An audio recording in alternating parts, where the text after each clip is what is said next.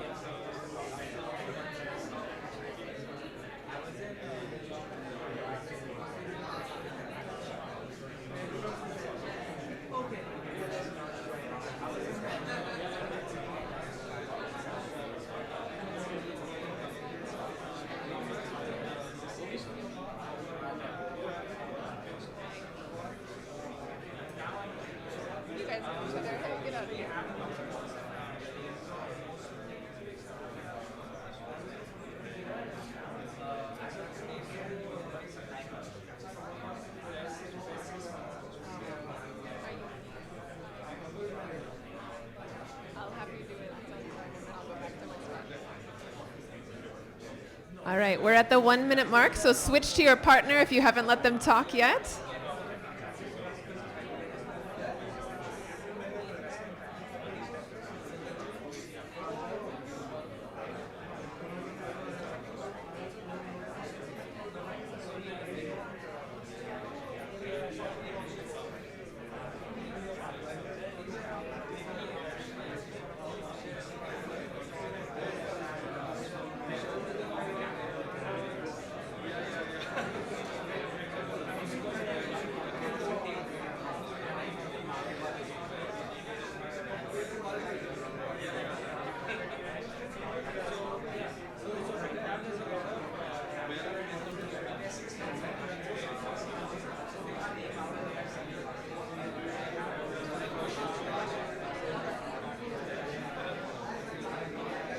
All right, almost at 2 minutes. I'll give you maybe 15 more seconds.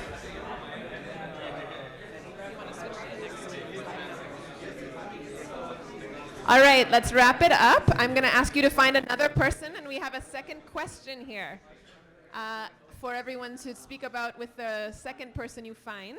Have you engaged on any innovative finance models in your work? So find someone new. And we'll give you 2 more minutes. Hi.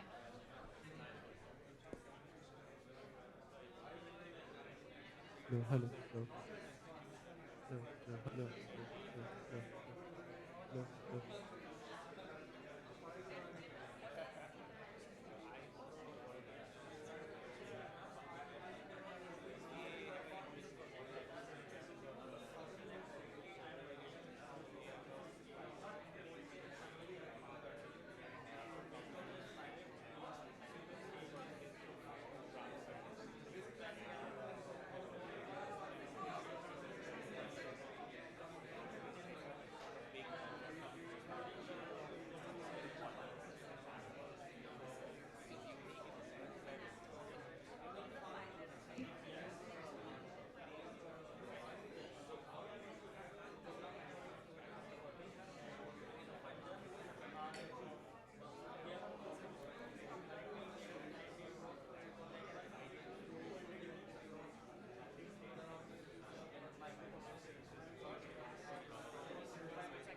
All right, we're at the 1 minute mark. If your partner isn't talking yet, ask them some questions.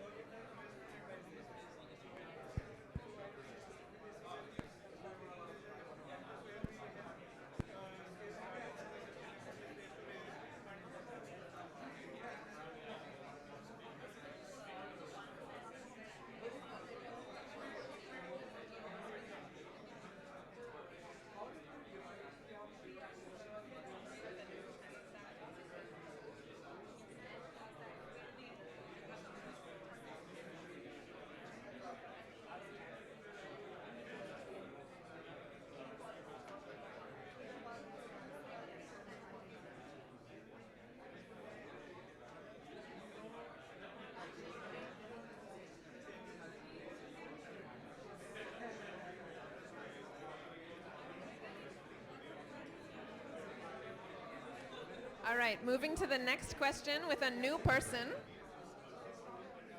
I'll ask you to switch to another person you don't know. And we're actually talking about 2 prompts here. This is, what is one question you'd like to learn more about today? And I'm actually going to double this with, what is an insight from your own work that is relevant to today's discussion? So finding one more person you don't know. A question you have and an insight you can share.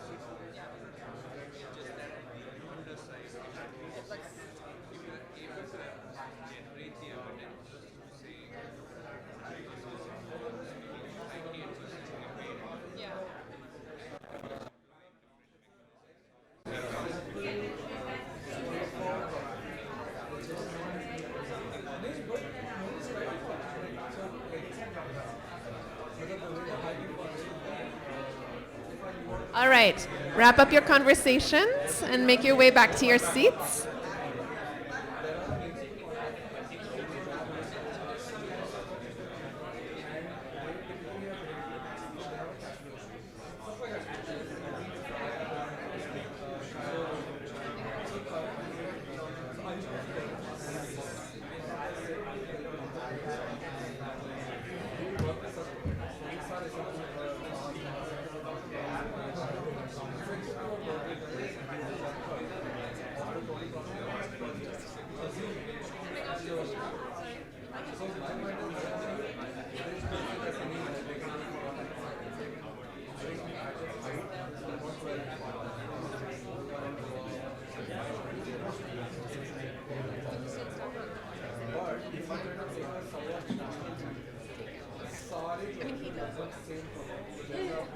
All right, make your way back to your seats. We'll get started with some of the context setting. And if you could just shift the slides in the front. If you could just shift the slides. Keep going. Yeah, there we go.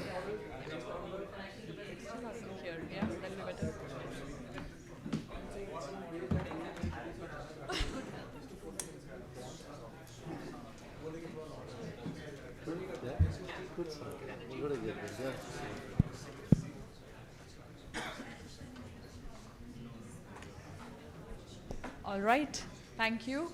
We hope you enjoyed the ice-breaking exercise and you got to meet a lot of new people who you hadn't met before.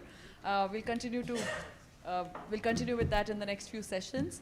But before then, we'll get started with the context setting session that we have. And I'd like to provide an overview of the investment scenario that we have globally for clean energy access related investments, as well as with a particular focus on India.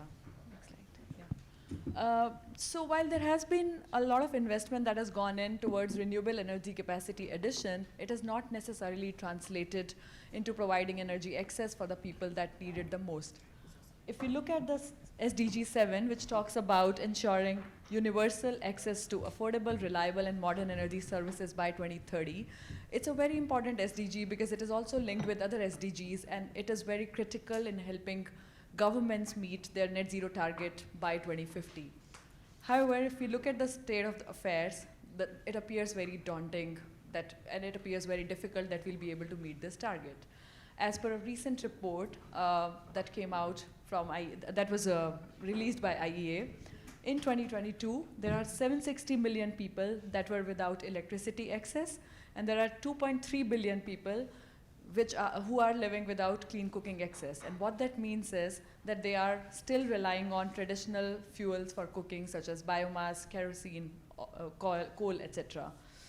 Even if all the governments across the world meet all their targets for energy access and climate change, which itself is very ambitious ask, then also it will be very difficult to meet the targets of SDG 7. Even in that scenario, as per the forecast by IEA, 125 million people will be without electricity access, and 735 million will be without access to clean cooking by 2030. And this is a very optimistic scenario that we are talking about. So what is it that we need to do to accelerate progress in a manner that we are helping achieve the targets of SDG 7? It has been widely established that ecosystem approach needs to be adopted in order to meet some of these goals. And what that means is basically a holistic approach needs to be adopted, looking at interventions across different areas. So this could mean interventions such as flow of investment, financing, governments, technology, markets, and policies. Everything needs to move forward at an unprecedented scale in order to help us meet this SDG 7. In this particular session, as well as through the day, we will be focusing on one dimension of it, which is the investment and finance. So I'll talk now a little bit more about the overall access as well as investment that has gone in towards clean energy sector, with a particular focus on India, of course. So if we look at the current investment, there is investment to the tune of 1.8 trillion US dollars that have gone in towards clean energy sector. However, it's very disproportionately distributed. If we look at the investment that has gone in towards emerging markets and developing economies, excluding China, it's only 14%, and to the tune of $262 million. While most of the people who do not have clean electricity, clean energy access, or clean cooking access live in these countries. So we can see that there is an investment that is coming in, but its distribution is very disproportionate. So what is it that we can do and that needs to be done in order to catalyze more investment towards the sector? So first we'll assess like how much is the investment needs. As per some of the estimates that are out there in public domain, the average investment towards the sector needs to increase by 3 to 5 times. And the private sector investment in particular has been very low. It has been less than a quarter of total investment that has gone towards the sector. So that needs to increase to 8 times than what it is right now. Next slide. Yeah. So within clean energy space also, there is a particular segment which is productive use of renewable energy that demands a special focus. And why so? Because clean energy, if we look at it as a sector, then it kind of yields benefits like environmental benefits, social benefits. We can help with reducing air pollution. It can help with increasing productivity. But if we were to look at solutions which are economically sustainable as well, then pure comes into play. And what do we mean by pure? So it basically means investing in expanding access to energy in areas that help generate more revenue for rural population while spurring demand for clean energy. And it also enhances livelihood, provides employment opportunities, and leads to economic growth. And as most of us already know, that some of the solutions are highlighted here, but there are a lot more. So these include solar water pumps, cold chain infrastructure, rice mills, sewing machines, etc. Basically anything that provides clean energy with productivity-related benefits. And if we look at some of the figures that are out there in public domain again, then there is an untapped potential with a market size of $53 billion just in India for the sector. Next slide. Yeah. So in this particular session and in some of the next sessions, we want to drive our focus towards affordability. You know, even if there are a lot of clean energy investments that are taking place overall, as well as particularly towards pure, how do we flow investments towards end user? And that we believe is very important if we have to increase affordability and if we have to provide access to energy for everyone. So if we look at the countries with universal energy access, greater than 30% of population are concerned about affordability. And if we look at countries which are working to deliver universal energy access, around 57% population is concerned about affordability. So we would not be able to achieve universal energy access if we are not addressing the concern of affordability. And affordability is a very complex problem because it just does not look at cost benefit factors, but there are a lot of other factors which focus on risks, productivity gains, operational concerns that are also involved in making that decision. And in the next few sessions, we will be dwelling much deeper into the subject and what are some of the key considerations that drive it. So I will not get too much into that right now. I'd like to leave us with a question that what kind of financial instruments are needed and exist out there that will enhance people's affordability of end-use clean energy. And with that, in some of the sessions, we'll be dwelling deeper through facilitated discussions. With that, I'd like to hand it over to Dalberg's team to talk more about what are some of the blended finance instruments that exist for the clean energy sector and what would make sense for Pure in particular. Thank you.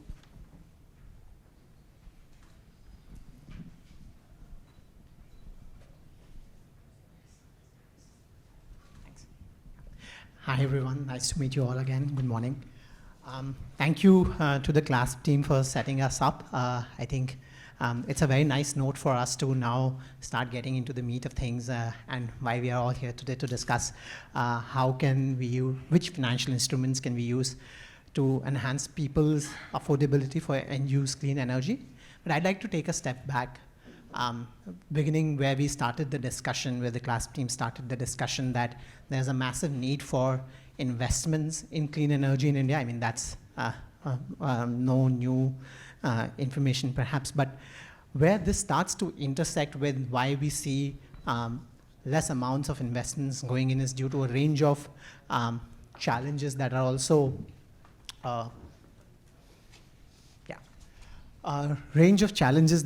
preventing capital flows when especially we start talking about end-use clean energy. So for example, the difficulty in realizing returns and inability to bring together the aspect of return with social impact and social benefits that many clean energy use applications tend to see. And then there is also a high degree of information asymmetry that continues to lead to market failures and just absence of the right engagement models that can either lead to bridging to gaps in knowledge, expertise, or even capabilities to think about how to structure some of those unconventional models or financing for unconventional products or services that meet the end use clean energy use case, but also satisfy the return expectations and obviously the high risk nature. And that's where I think blended finance comes in. We've seen a lot of activity in the blended finance space, and we'll get to that in just a few seconds. But essentially what we mean by blended finance is the use of how we see concessional capital or, concessional capital or other types of capital coming together with return-seeking capital to make investments in these kind of use cases more commercially viable by balancing the risk-return profile and shifting the curve on what's the perception of risk. I think we are all very familiar with, most of us are very familiar with blended finance and the different types of instruments, but I'll just take a few seconds to also lay out how we look at that. I think blended finance has been defined using multiple different terms and terminologies across literature and different conversation spaces. But essentially, we look at it as lying at the intersection of three things. First is leverage. How can development finance or public sources of capital attract more private capital to spaces where that is not being currently deployed? Second is return, using that capital to still drive returns that are in line with private investors' expectations of risk-return perceptions. And third is impact, which is a very important component of continuing to drive investments in spaces that also lead to social, environmental, and economic progress simultaneously. So at the intersection of these three, we feel blended finance and innovative instruments that get blended finance deployed can lead to sustainable solutions and meet some of the end-use challenges that the CLASP team was referring to. My apologies, some of the slides are getting cut off, so I'll try to talk through a bit of those. But won't spend a lot of time here, but the three aspects that I laid out are, in essence, what we see by blended finance. Different actors have expanded upon it, DFIs, IFC, OECD, platforms like Convergence, but they all speak to the same ethos of attracting more capital, driving impact, and obviously bringing leverage there. The slides are getting it off. Okay, yeah. Maybe just to speak on how blended finance has been helpful or can be helpful, just elaborating upon that definition. If we look at commercial or usual cases where a sort of investment or market scenario is not conducive to investment, investors tend to perceive that either as too high of a risk or not meeting their return expectations. And the kind of public capital or development capital can come in to create a structure that either enhances the risk in the return in proportion to the risk that investors see, or de-risk the said investment to make it now viable to for investors to come in and pool their capital alongside to drive a certain use case, and that becomes a win-win situation for the project and for everybody else, including the community. There are multiple types of instruments that can be used. I'm sure most of us are familiar with it, so I'll not go into details, but concessional capital and equity and debt, patient capital, guarantees and insurance, which we have seen a lot of, at least in the Indian context. Advanced market commitments have also been used before. And similarly, revenue-based financing, performance-based contracts, they form a small part currently, at least in the Indian market, and technical assistance facilities are all forms and structures that have been used to bring together these diverse sources of capital. India is a very interesting market in this sense.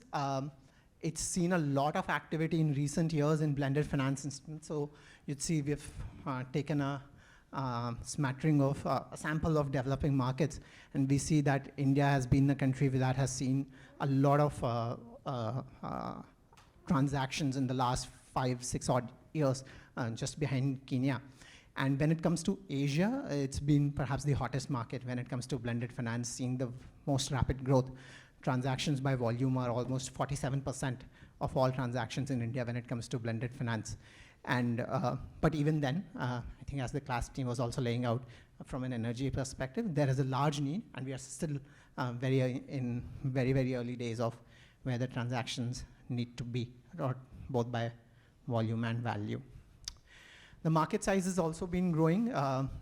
In recent years, it has crossed USD 1 billion in transaction value annually. And over the past 10 odd years, the growth rate has been almost close to 19% at an annual basis. That's higher than the global growth rate, which is at 11%, and that's a very encouraging sign, and we see continued activity, more and more conversations, more and more activity that continues to buoy the market. But one thing to note is that the transaction size in terms of $1 million still continues to remain relatively flat in the sub $20 million range, average transaction size, which is less than half of what we see in the global markets. Maybe a couple of final things.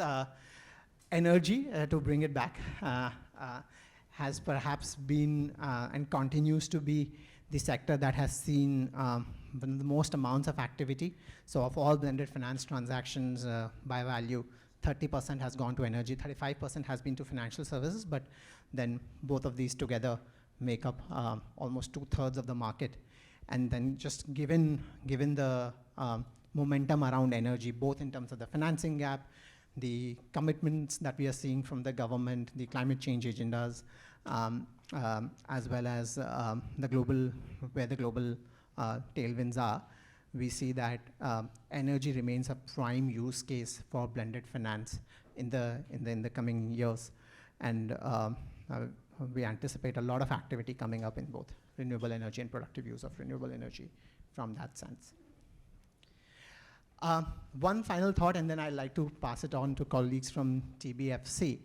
But this is also a sign of the market developing. We talked about how the market's been growing at a unprecedented rate. But in the last few years, we've seen many of the instruments that I referred to come about in the Indian ecosystem. This has included impact bonds, guarantees, concessional capital, et cetera. And we're seeing more and more platforms around that also come up in healthcare, in edtech, and in other spaces. There's also different types of capital that we are seeing. Most of it has been commercial investors, DFIs, banks, but we are also starting to see some CSR commitments come in this space. And then there's also been the institutional response in terms of now more organizations setting up dedicated platforms or market makers coming in to catalyze this activity. I'll pause here and pass it on to colleagues from TBFC to also walk us through a few examples of where they've seen this activity through some concrete ideas. Thanks, Smith. So I represent the Brilliant Finance Company, which is an enterprise that focuses on helping catalyze transactions with a focus on blended finance. I'm ex-Dalberg, worked very closely with Smith and the rest of the Dalberg team, and continue to collaborate closely with them. So excited to be having this conversation. Thanks to the CLASP team for helping set this up and to bring all of us together. So before we dive into these case studies, what we thought was, we could talk about a few examples of how blended finance has been utilized in the country, also potentially in other countries, to look at examples in the pure technology space, but also to look beyond and try and see how some of these structures have been utilized to drive impact. I just want to start off with, maybe we can pause on this page, but even before we go into the specific examples that my colleague Shivam will take you through, I just wanted to maybe talk about a few trends that we are seeing in the sector. Maybe 3 or 4 points before we go into the individual examples. What you'll see in the coming slides across these four are all at the pilot stage. These are relatively small interventions. These are early stage. What is exciting about them is that they've happened and they've driven some impact, that engagement models have been tested. There's been an opportunity for different kinds of enterprises to come together and try this out.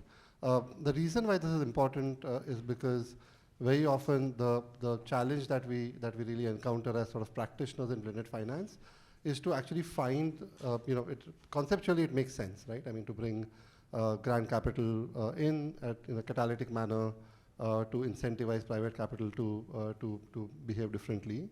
But in practice, it becomes quite challenging, especially because the models of engagement don't necessarily exist. Both sort of the private sector and the development sector tend to operate in silos. But also the regulatory frameworks tend to be quite complex when we actually get into it. And therefore, the sort of the presence of precedents is quite important, and it gives us and guides us to what is possible, where some of the thinking has already happened. Of course, this is a starting point, and there could potentially be many more different kinds of structures which could be adopted, and Vismit spoke about quite a few. And then what you'll see here essentially is debt structures.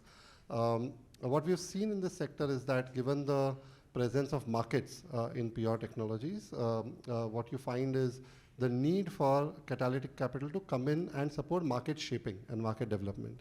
And what that often translates into is supporting debt structures, basically finding ways in which affordable finance can be targeted towards enterprises who need that finance to help them get to the end users that Bishal spoke about, and to provide their products at an affordable price to the ones that are most in need, and to enhance access rather than being one of those entities which is participating in a competitive field which is serving high-end consumers. So that's probably one of the first sort of key trends that I would want to highlight. That given the adjacency to markets in PR technologies, what you'll notice in all of these structures is that so the endeavor is to support the catalysis of debt and to provide access to affordable and finance that actually helps or incentivizes these developers and providers towards the end users that we care about. So that's number one. Number two, what is exciting about these case studies is that compared to other spaces in blended finance, for example, if you look at education or skilling, you often see philanthropies and smaller sort of financial institutions playing a fairly substantial role. What is exciting to see here is that you already see large capital providers beginning to think about this. So in these examples, you'll see ODA providers, commercial banks. Very rarely do you see commercial banks participating in structures of these kinds because they tend to also, of course, by their very nature, be relatively risk-averse. So that is quite exciting, again, at a pilot stage, but something which is beginning to happen. However, what we hear very often in conversation with a variety of actors is that the challenge here continues to, again, be regulatory complexity, which I touched upon, and we'll go into more detail as we go into conversation later. But the other challenge here continues to be pipeline. That while there is a desire and a large amount of capital which exists, they are struggling to figure out which are the high quality projects where they can invest. And one of sort of the objectives of having this conversation is to try and find ways in which some of these constraints or challenges can be addressed. The regulatory part, of course, needs conversations with regulators and though of course some of these structures have already been tested. But the pipeline question we can certainly address as we go through in this conversation. Just wanted to touch upon some of those trends, which also there's a slide later, even before we get into the examples. I'll pass it on to Shivam to talk about these specific examples, and then we'll come back and potentially have a conversation around this. Sounds good. Thank you, Tushar. My name is Shivam Jumani again from the Blended Finance Company. And here to just talk through some of these examples, just to get our creative juices flowing and innovative solutions that we can be using in the pure space and seek to some inspiration on what has been done before and what the scope is in some of the solutions and technologies we're talking about today. So So the first one is on scaling decentralized renewable energy solutions. And so here, I mean, we know unreliable electricity is a huge problem that we face. And the market opportunity is around $50 billion in India. And so a lot of MSMEs that are in the DRE space today, they don't have access to a lot of traditional financing because obviously they are small, they may lack credit worthiness, they are maybe first-time borrowers, and so those are huge barriers for traditional financing, and because of which they resort to a lot of high-risk, informal or traditional non-traditional financing sources, which can be sort of expensive as well. They get a high interest rate, and generally it's a tough market to be in, especially if you're a first-time borrower. And so, keeping that sort of market failure in mind, we saw Wilgrow and CEEW come together with the Powering Livelihoods initiative, where basically they did sort of three things. One was to provide a first loss default guarantee to traditional financiers to then lend in the MSME space for DRE solutions.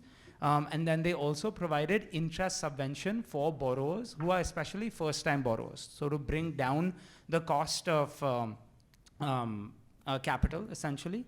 And then the third one, which was very interesting and unique to the space, is a buyback capital pool. So if you have MSMEs deploy their technologies, but they are, say, non-performing assets, or they're not gaining the traction that was sort of anticipated, philanthropy will come in and use their funds to buy back that so it can be deployed elsewhere.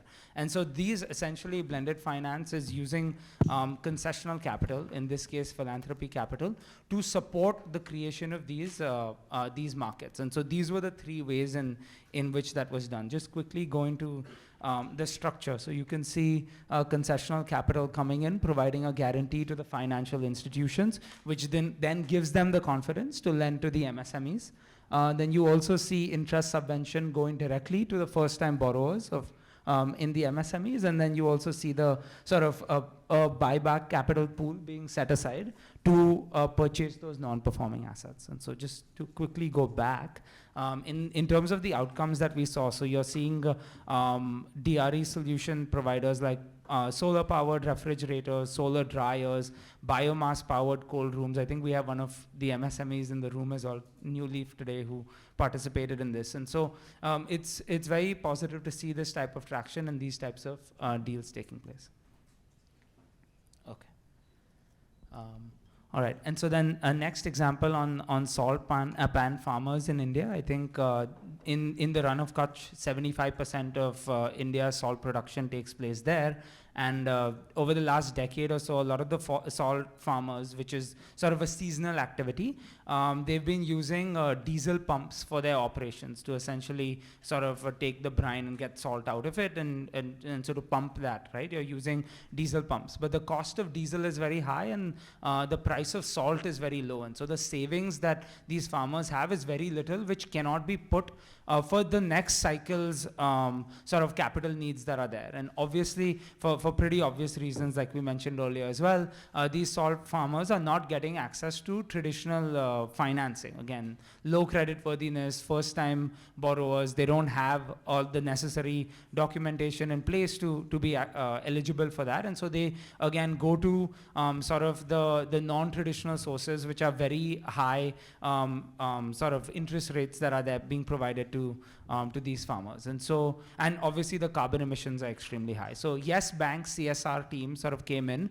again, to provide a first loss default guarantee and interest subvention structure to local cooperative banks, which then incentivize them to lend to the salt pan farmers. And so they also paired this with technical assistance. So they brought in a local NGO to support the salt pan farmers in implementing sort of renewable energy solutions, so your solar pumps, basically, to how to use it, and then gave them financing for that, to then eventually lead to the transition from diesel pumps to solar-powered pumps. And so through this scheme, we saw 600 women salt farmers gain access to first-time financing for this, which increased their savings as well. Even keeping in account the repayments for the loans, the cost of this was lower than what they were doing with the diesel pumps previously.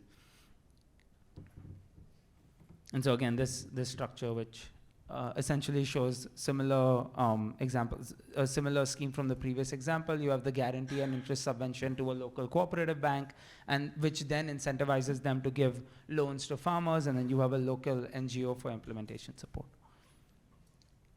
And so this is not necessarily a pure example, but in the adjacent sort of sector, Indian forests are obviously under a lot of pressure from the agriculture sector. And so the Rabo Foundation wanted to sort of come in and find ways to promote sustainable forestry practices here. And so again, similar to the previous examples, a lot of sustainable forestry MSMEs, businesses, farmers are again not having access to traditional capital. And the return on investment for agroforestry can go up to 8 years, which is a very high risk for traditional FIs to take on. And so again, Rabo Foundation with USAID came in for a 10-year bank guarantee program, which then stimulated loans to these MSMEs, FPOs, and farmers to give them access to financing for the first time. So majority of them were first-time borrowers, and that then mobilized capital into the space which was previously not getting access to capital. Right, and again, this structure showing sort of the similar guarantee structure that's working with local financial institutions to then eventually mobilize capital.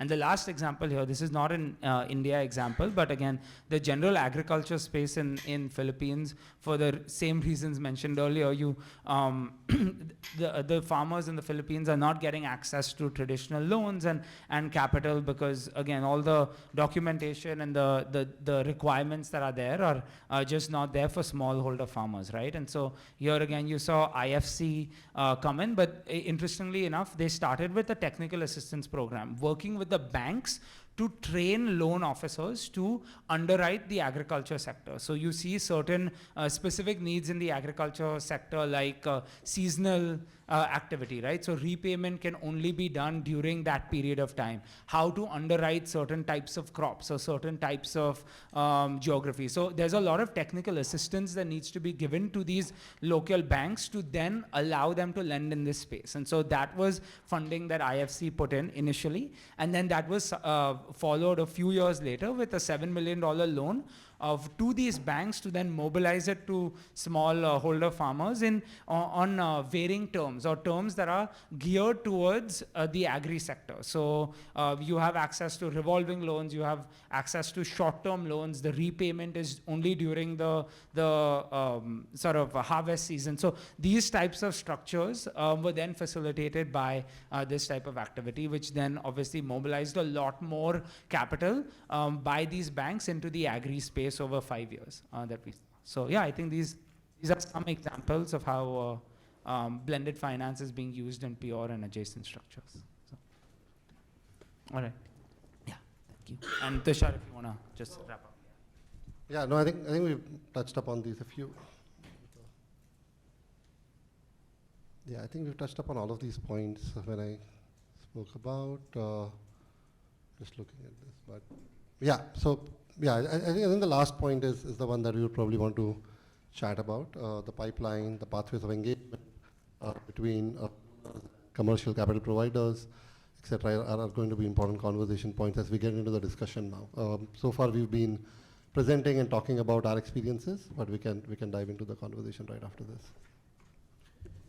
Great, thank you very much. I think thanks to the Dalberg Blended Finance Company and the class team for this presentation. I think the presentation provides a good overview of, in essence, the two dimensions. One is the challenge is very staggering. The amount of people with no access to clean energy or reliable access to clean energy is very, very high. Second is the opportunities for addressing that challenge are also evident. In terms of the variety of financial instruments that are out there, in terms of the technologies that are out there. And third is, many of these examples, as you can see, are already in play. I think the question before us is how to scale it, how to transform it. And I think the essence that we're extracting from this is that whatever is the response has to come in trying to address a market failure. Like no one person can solve this problem, no one government can solve this problem. We need an entire ecosystem to mobilize of all interconnected actors. And I think this is fundamentally the question at hand today. I'd be very surprised if you didn't have any reactions to these three set of presentations. But I'm going to request you to hold on to that thought for a little bit. What we have done now is we're going to jump straight into the other interactive sessions. There's 3 sessions. The first one starts by looking at it from a developer's perspective. And then the second one looks at it from an investor or funder perspective. And the third one looks at it from the end user's perspective. During this time, feel free to stand, whatever makes you most comfortable, grab a cup of coffee, a cookie, grab some water, whatever you wish. And I think we'll just keep the conversation flowing rather than have breaks in between. But again, it's intended to be extremely informal. With that, let me jump straight into the next session, as I said, which is on the developer perspective. And the way that we have structured it is essentially to seek specific interventions from 3 partners that are here today. Thank you all for coming. Chris is here from ESAF along with John. New Leaf, Akash is here. And then from Saur Mandala, Neil is here. And all of the 3 entities that are here have done a lot of work in this space, and particularly in terms of engaging with end users. So 2 very specific questions, if I can ask all 3 of you to respond, but limited to about 5 minutes each. And the questions is, how do you think about affordability? Like, what do you see on the ground that tells you this is the issue in affordability, at least from an end user sort of perspective? And what are the types of activities that you've done to try to address this? But also equally drawing from that, what kind of recommendations would you make? Like, what do you want the ecosystem or the other actors to hear from you as you're implementing this? So not just something that's abstract, but something that's tangible and drawing specifically from your example. So Chris, if I can start with you perhaps first, and just if we can keep it to about 5 minutes, your response. And then we'll go through those set of specific interventions and then maybe get some reactions from everybody, and then we can move on. So Chris, over to you, please. Good morning all. I am Chris from ESAF. ESAF is a group name of 30 independent entities that includes ESAF Small Finance Bank also. ESAF Small Finance Bank has been transformed from the erstwhile ESAF Microfinance. So in that way, we are nationally present that across all the states. And I represent ESAF Cooperative, is another entity in ESAF group which delivers microbanking products of ESAF Bank to the communities across the country. So we serve 3 million women clients. And before the ESAF Bank formation, and we started the clean energy programs in 2009 onwards, and through various partnership and through various partnership, we scaled our programs to reach 6 million clients across the country with a carbon offset of 700,000 tons. And we also have a carbon credit program attached to our clean energy initiatives.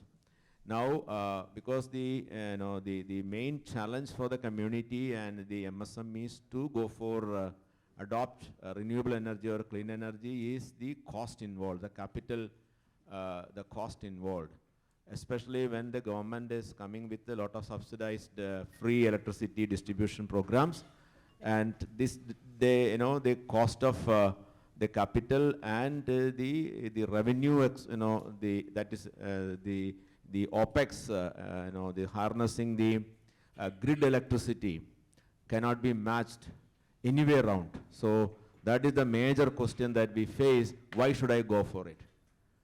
When that will be a break even?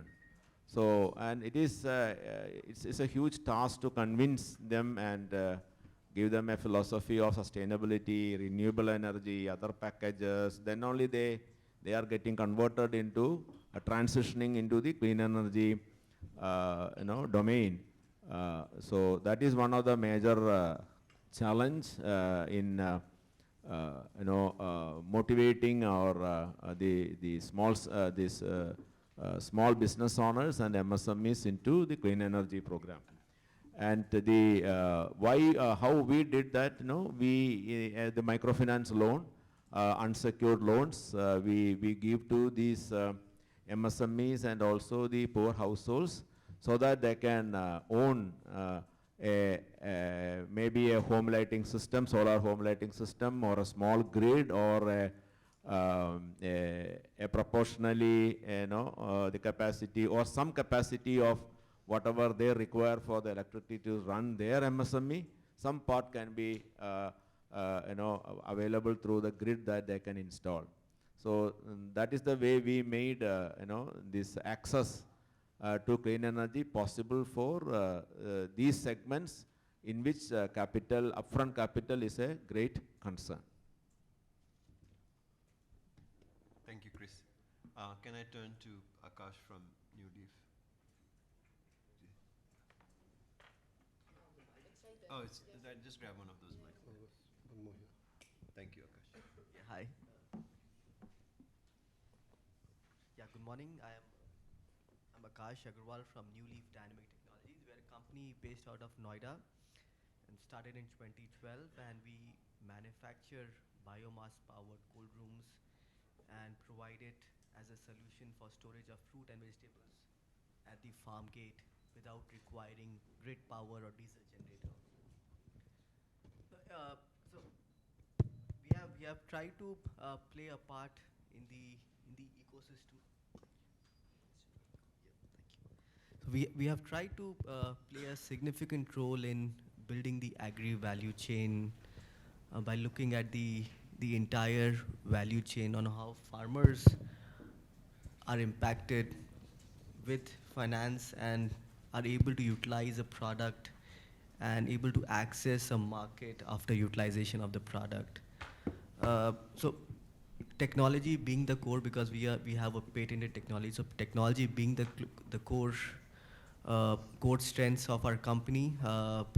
In 2021, we decided to venture into helping access financing for the FPOs, producer companies, self-help groups, individual farmers. And the question that came into our mind, the first question was, how do we make it affordable? So to begin with, I think when we look at the retail loans that are available for us in the urbans, in the cities, tier 1, tier 2, tier 3 cities, they are within, say, 8% to up to maximum of 11%. But when you go to the farm gate rural sector, today they are at 18% plus 1% as the service fee, so which becomes 19%. So the question is, how do we reduce that gap and make it more affordable? Though we are able to provide an affordable product, but if the financing is not affordable, the farmer, the end user is not able to repay. They may be able to repay the principal, but not the interest. So keeping that in mind, we tried to work within the government schemes. We have PMFME scheme, so that many public banks came forth. So we worked with SBI, Canara Bank, Bank of India, Union Bank of India. They gave out loans under the government schemes. But I think the breakthrough was when we tried to bring in the first loss guarantee through Samunati, and with the help of CW and Wilgrow. I think that was the game changer, that in 1.5 years we were able to deploy 50 plus units. From 10 units a year to 50 plus units in 1.5 years. And the farmers, not only the banks, the end users had a confidence that there is a support from not only the market but also the technology players. So with that, we provided a 50% default guarantee. We also provided a 30% buyback. Fortunately, there was no default. And Samunati also played the part by providing a risk capital, which was about 20%. So I think that took off, and now we reached a plateau where banks have agreed to not replicate a default guarantee, but make sure that since there are many loans or many units being financed by the banks, so now they are ready to take these loans on their books. May not be scaled up today, but I think we are going on a right path. That how the tractors are financed by any bank in any village, any block. I think same can be made a case for the biomass powered cold rooms. Thank you. Thank you. Thank you, Akash. Finally, let me turn to Neil Sormandla. You've also been working in some of this with a lot of communities in the Northeast. So it'd be great to hear your perspective in response to these questions. Thank you. Thank you, Bishal.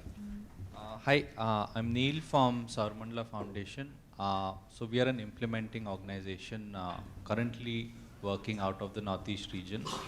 Saurmandla primarily works on public problem solving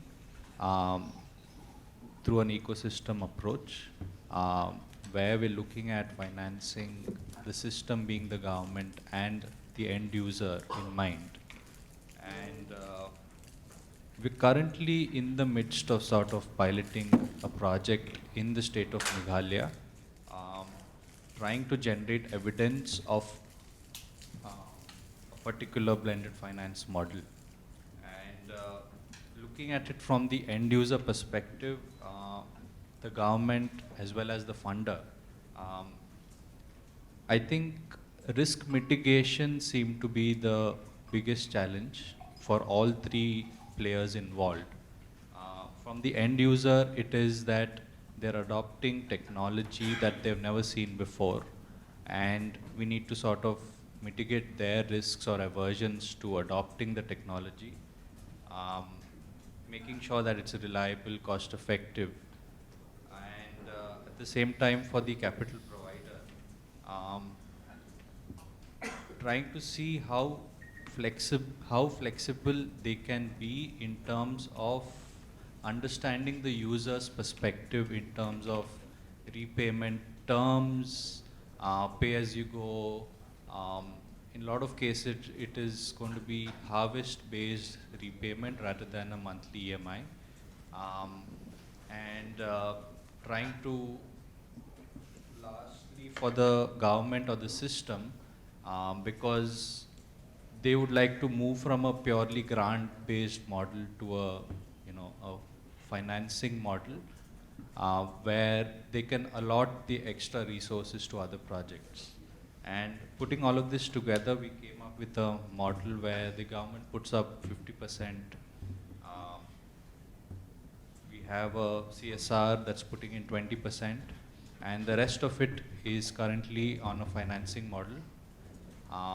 So these are long tenure, zero interest loans in the ticket value of 5 to 25 lakhs per end user, with the intent that over the next 2 years, we are able to generate evidence for all three parties involved, and sort of gives the flexibility to other capital providers to jump in with their appetite in terms of the percentage project value that they would like to contribute to the project. Just as a background, this is a $4 million pilot that we're trying to implement and generate evidence on. And we have about 18 months to go, but I think we are on track, and I think we'll be sharing that with CLASP as we conclude our implementation. Yeah, thank you. Thanks, Neil. So I think we've heard three very interesting perspectives from slightly different angles as well. There was some of the things that I took away is, Krish mentioning that the way they've addressed affordability at ESEF is through loans, but also there's Akash from New Leaf from the field saying loans great, but it's pretty expensive. And so when you bring these other instruments like loan guarantees, etc., they help accelerate it. And then Neil also mentioning, I think, 2 points, that one, you got to think about it from a risk mitigation point of view, and I think that becomes quite central in terms of the end user decision making. And then the last point, which we often, I think, sometimes understate, is also the role of governments and public policy to be institutionally able to change some of these narratives. Those are some of the things I took away. I just wanted to open it to the floor now, just to get your reactions, but also, you know, from your angle, how do you think we integrate what are some of the things that we're hearing from developers, or at least from the developers' angle, in terms of operationalize these kinds of issues? I know it's a slightly vague question, not very specific, but I wanted to get your quick response, and then we'll continue to add on those over a period of time. So, would love to hear from any of you. Please, go ahead. Okay, well, I can talk about our experiences and the success that... Introduce yourself before you... Sure, yes. My name is Piyush Mathur, and I am the co-founder and the Chief Business Officer of Odyssey Energy Solutions. We are a technology, data, and financing platform for the distributed renewable energy sector. Distributed renewable energy defined in the broad to include everything which is not utility scale. And what we do is run a number of financing programs, and sort of blended capital financing programs for different types of technologies and developers in the sector, mini grids, solar home systems, and everything on the edge. At this point, we have $1.6 billion of capital flowing through our platform, so we have, I would say, considerable scale and network. And it's from that vantage point that I can share some experiences and ideas with you. Somebody mentioned earlier that it's important to take an ecosystem approach, and that's exactly what we did when we were thinking and conceiving how best we can intervene through Odyssey. Also to mention that my background is in solar home systems. I was running Simpa networks in India, and obviously I benefit from those experiences. Some of the examples that you heard there were actually inspired by what we did at Simpa, the idea of first loss default guarantee and using that to catalyze commercial capital. I closely worked with DD Solar to set up that facility with Ashwa Finance. So, so we took an ecosystem approach and sort of followed the journey of a project from start to finish and started to see all the gaps that exist, particularly in financing.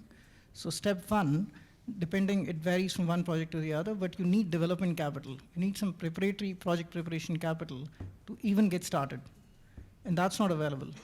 We're not even talking about it here. So we're just expecting that the developers will have that equity available, which they will use to conceive and develop these projects. But that's still a very gaping hole in the whole sector, which is arresting development of the sector. The second gap we observed was working capital.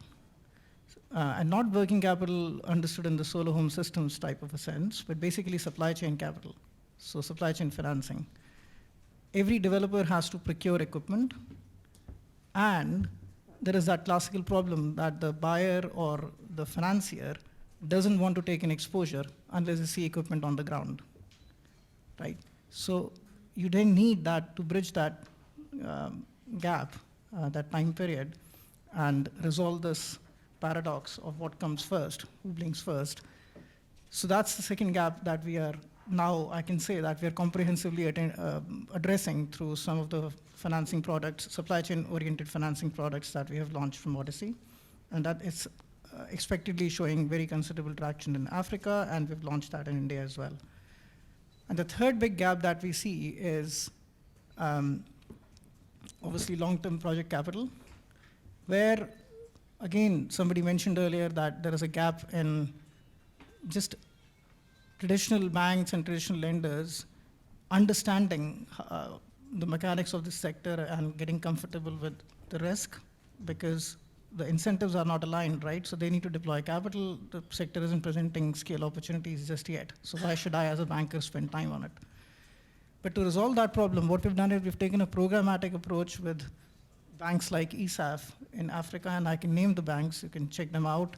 Indem Bank in Kenya, then Stanbic in Nigeria, and Nedbank in South Africa are now working with us under an end-to-end programmatic approach where we basically run their solar financing programs.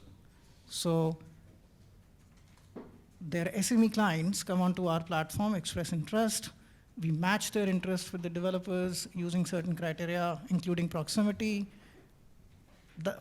The EPCs then create a whole project plan using our platform and then send back a proposal to the client. The moment that client accepts it, then it comes to the bank for diligence. And bank, by the way, has pre-diligenced KYC, done KYC already, so it's a pre-qualified lead.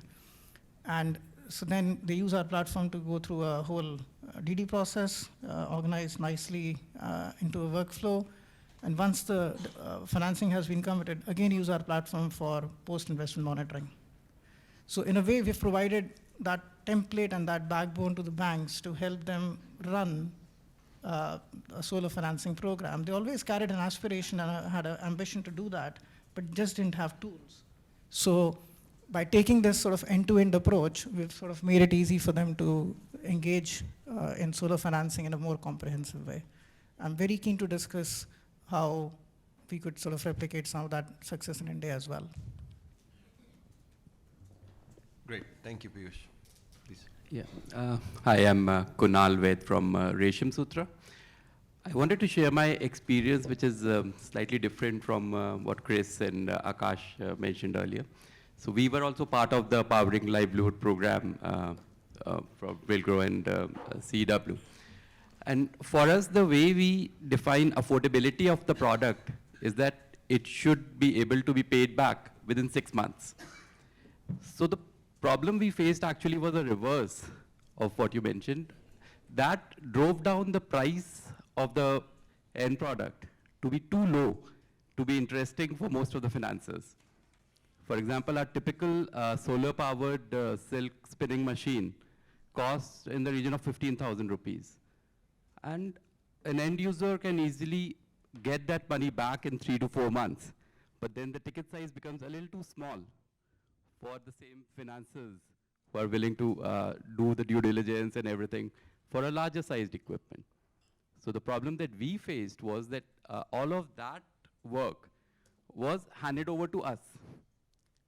So we became the person who had to identify the end user, do the due diligence, make sure that the loan is paid back on time, and all the paperwork and everything had to be done by us. So for us, then, the better solution worked out to be, rather than paying a 19% kind of interest to a financing agency to get the loan on our books, and change it to a rent-to-own kind of a model. And that way incentivize our chain to do the work that they were anyway doing. So I think what Shivam also talked about earlier, a big challenge that we see in the field is the experience from Philippines of the financiers and bankers not having the right tools to evaluate and do a proper due diligence of the end users, because the data is not available, the kind of data that they are used to seeing. So I think if something needs to be done in the sector to build that kind of a capability to actually. I have one follow-up question for you. I get the issue about the ticket size being too small and therefore the transaction costs, etc., being high, which makes it difficult to transact, which I think Piyush was trying to get to some of the platforms that help aggregate this. So aggregation is clearly one way to do it.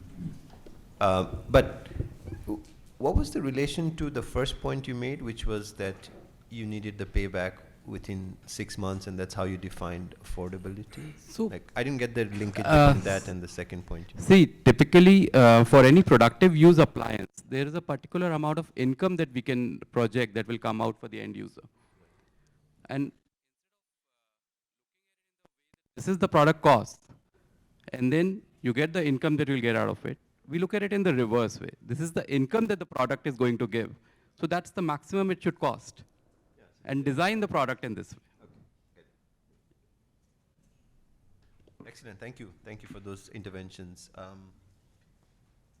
Any other thoughts? Yeah, go ahead, This is Abhimanyu. Abhimanyu Sahu from Schneider Electric. I think when you think about Pure, we are looking mostly from, everybody is now looking from the supply side. We are talking about, how we can bring investors, we can bring the developers, okay. But I think, nobody is really looking, whatever the product we are giving, is it really like, making a livelihood? Can whoever is like, we are giving, can they make a livelihood, out of it? Is there a standard model? See, for example, tractor, let's look at a tractor. Now, tractor is probably 15 lakhs, but even if you go to a rural area, people invest, even the farmers, like some of the farmers, or they make in fact, livelihood just doing a business with a tractor. The banks are ready to finance, people are ready to invest. Why? But it does not happen in any of the pure technologies as in today. Whatever we're talking, So whether it is a cold storage. I just whether want to interrupt there because I think in a later part of this conversation, there's actually a specific focus on that looks at how do you generate the livelihoods from this technology. And I think the same point that Kunal was making, which was like you got to look at affordability in the context of what is the income that's being generated from those activities. But income, even like, whoever is the financing, but even today, let's say banks are able to finance, let's say a tractor, because they understand that, the person can earn, okay? And it has evolved a lot of time. But I think for that pure technologies, I think nobody is really looking from, even the financiers, whether it is everybody, I think we are really not, I think that's as long as like, we do that, probably like, people automatically will come. I wanted to, as we sort of like wind down this section, I wanted to ask one question that has always vexed me, and I want to pick up particularly from what Akash, I think, kind of alluded to, but which is like, we look at it, and agriculture is a good example, right? Like cold storage is a particularly good example, having worked on it a few ourselves, is that we come at it from an energy thing, right? Like we say, okay, we fix the energy problem. They're not putting cold storages because there's no reliable supply of energy or there's no affordable supply of reliable energy. So we put it in. But that's only part of the problem. The other part of the problem is you produce more tomatoes, brinjals, or whatever. You got to sell the damn thing. And so if there's a market failure on a segment that is completely unrelated to whatever is the problem you think you've solved, like you're still not getting any cash back. And that's part of the risk. And we talk about this a little bit, but I'm just like wondering if anybody has any like ideas, thoughts, or anything that you feel relates to where, you work in a segment and you've addressed that particular problem, but there's actually a far bigger interrelated problem. And unless you solve that segment, nothing fundamentally is going to change in terms of coverage of the risk. And if anybody has any specific examples of how financial instruments have been used to kind of address those kinds of interrelated issues, right? So Akash can solve a problem in terms of providing cold storage, but he can't really solve the problem with agricultural markets. He can a little bit, but not entirely. And so is there any sort of financial instruments, examples, case studies, anywhere, like that sparks an idea of how you look at those interrelated segments?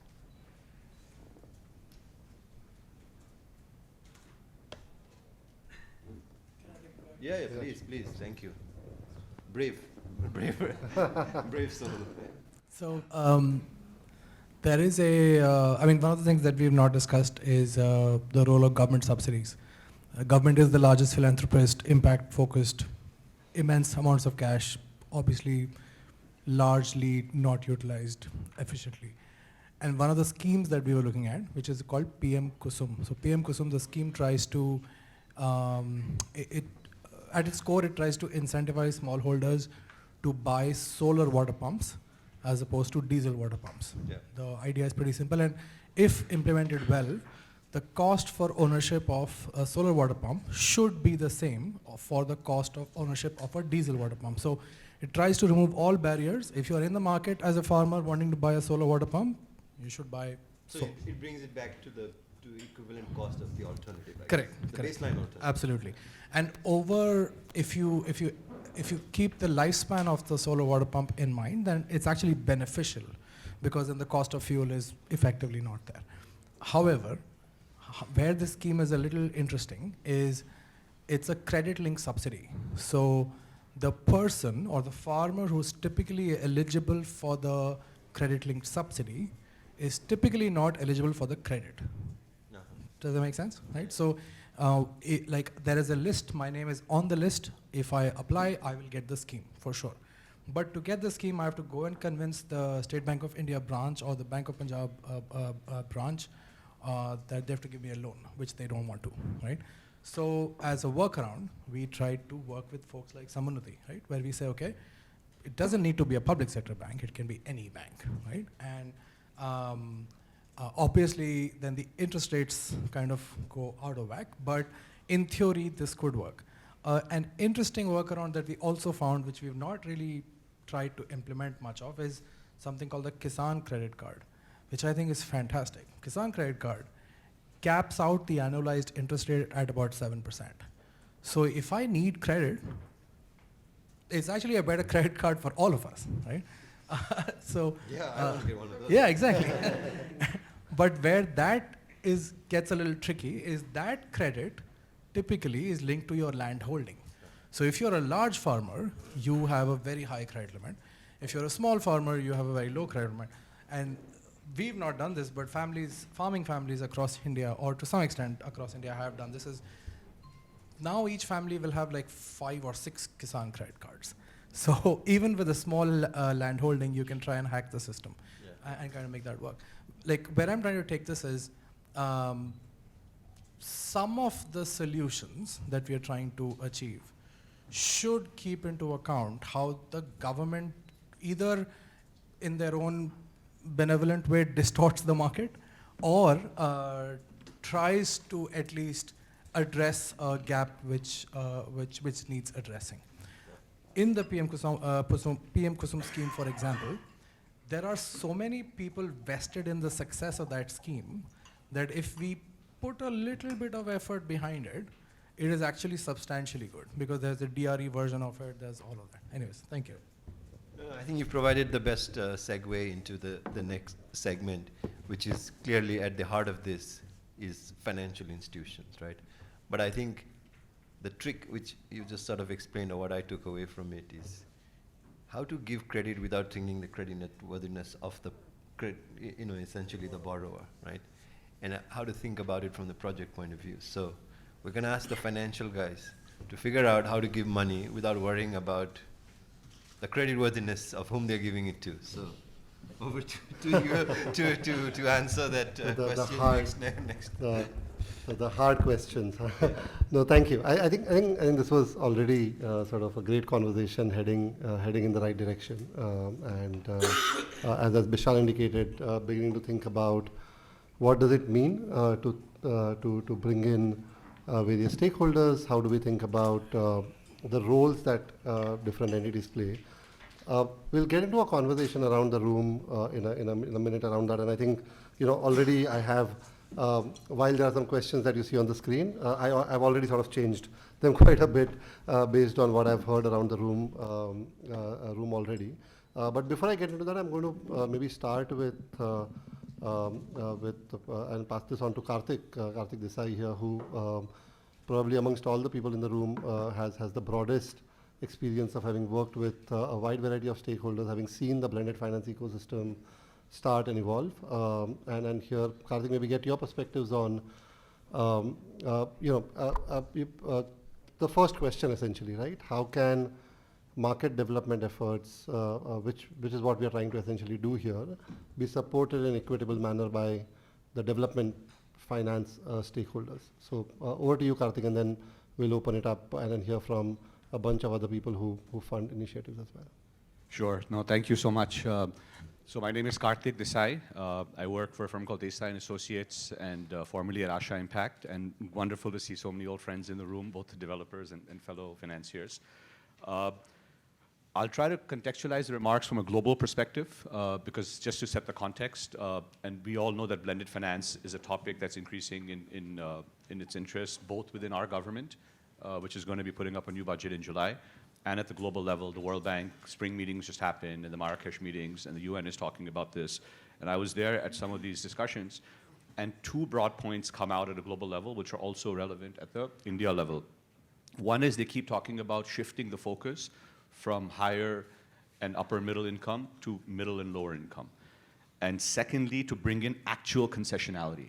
I think this is what's been missing, right? And they talk about this at the global level of money coming into countries, and we can talk about it in our own country in terms of supporting SMEs or sectors which are slightly more challenging. The other is that the actual amount of concessional capital or philanthropic capital is very limited. So we have to really think about the optimal use cases of blending. You can't just use blending everywhere. So what are those optimal use cases of blending? So 4 or 5 principles come out. One, which is potentially relevant to some of these pure technologies, which keeps coming out over and over again, is using it to assure government payments. You know, people talk about this in WASH, people talk about this in waste management, big investors talk about it. So that's one. Second is often when you look at guarantees, people say, oh, it's distorting the market and so on. But Dhruba from CPI actually mentioned this. There was a gathering last Friday at Nishit Desai's Imaginarium in Alibag, where a lot of the top impact climate finance people and policymakers came together to discuss this. He's saying it's really to address information asymmetry, to make the SMEs, to make the FPOs, to make the SCGs bankable. So you have to have like a bottoms-up approach, and that's precisely what we're looking at here with these pure technologies. So the CGTS MSC scheme is a great example of that. I think they've put $2 billion in, and just in the last FY23, I think it was $12 billion of annual deployments. That's like 6x leverage in 1 year at 10K USD ticket size. Jayant Sinha spoke about the Solar Didi scheme. We have been working with the government of Madhya Pradesh to develop a Lakpati Didi scheme. So that's the second one, to really focus on the SMEs and to focus on the bottoms up and all of that. Third, which is what Tushar and the TBFC folks have been doing particularly well, is the templatization of transactions and the standardization of those things.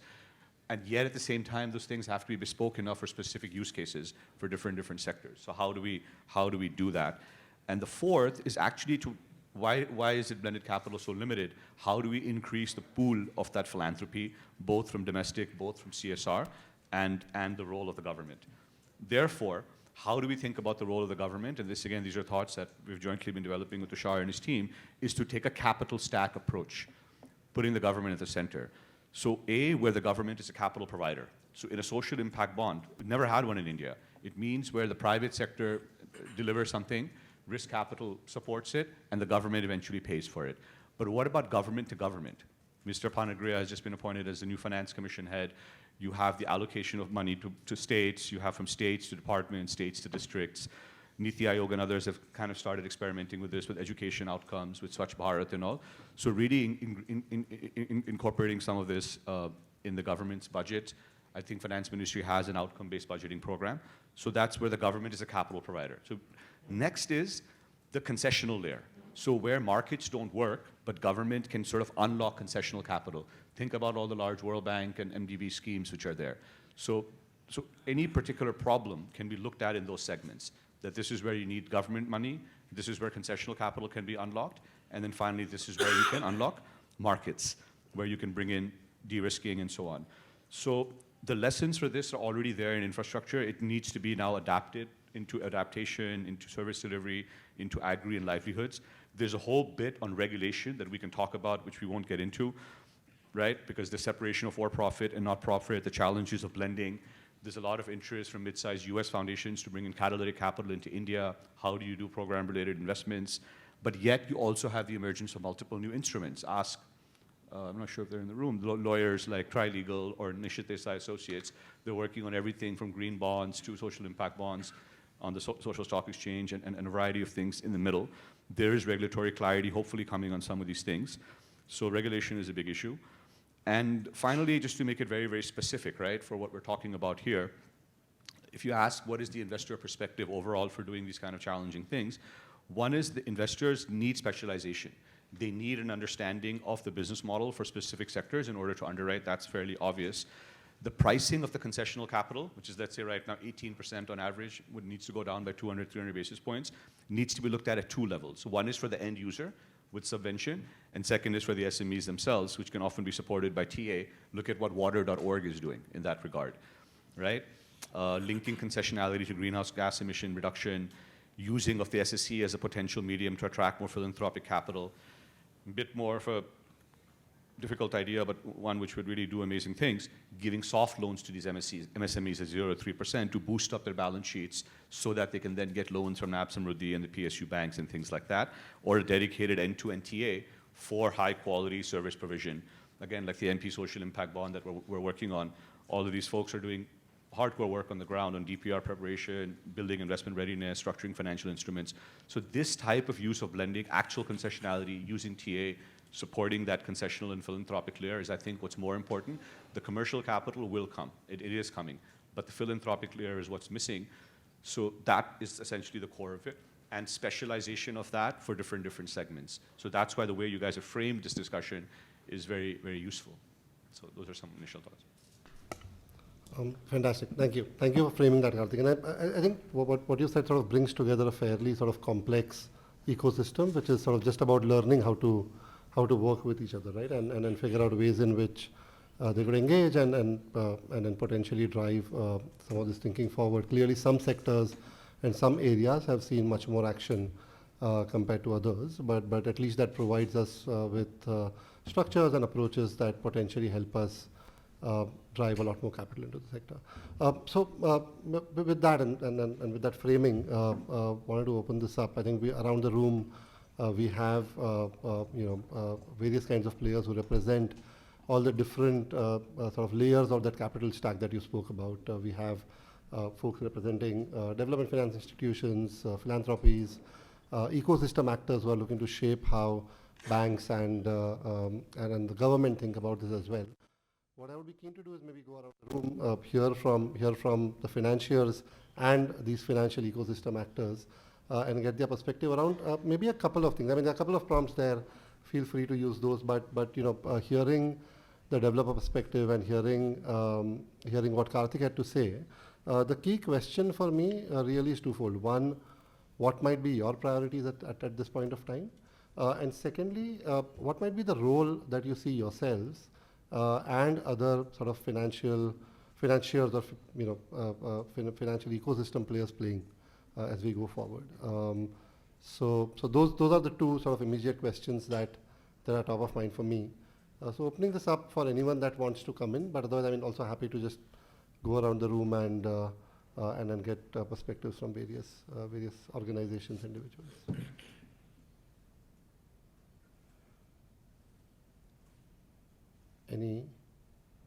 Anybody of souls to start us off? Oh yeah, sure. Yeah, thank you.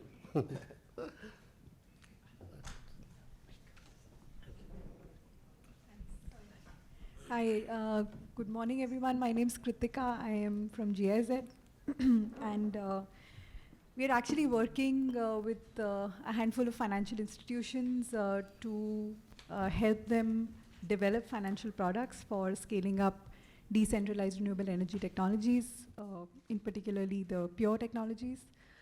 I think it's been a very interesting round of discussions, and what I would simply like to highlight at this point is that a number of financial institutions that were mentioned in the pilots that were discussed are also some of them whom we are working towards and with.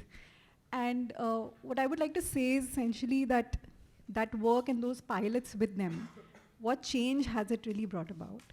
Because the kind of issues as far as de-risking, as far as end-user access are concerned, are still something that we are dealing with and we are trying to sort of combat right now. So is it that the pilots have not helped them understand, where this is moving, or is it that, where is it that we are lacking? Because the same kind of problems exist and we've had to deal with them even right now. We are still talking of creating an FLDG structure in order to de-risk these financial institutions. And mind you, we are having a tough time also getting that framework together.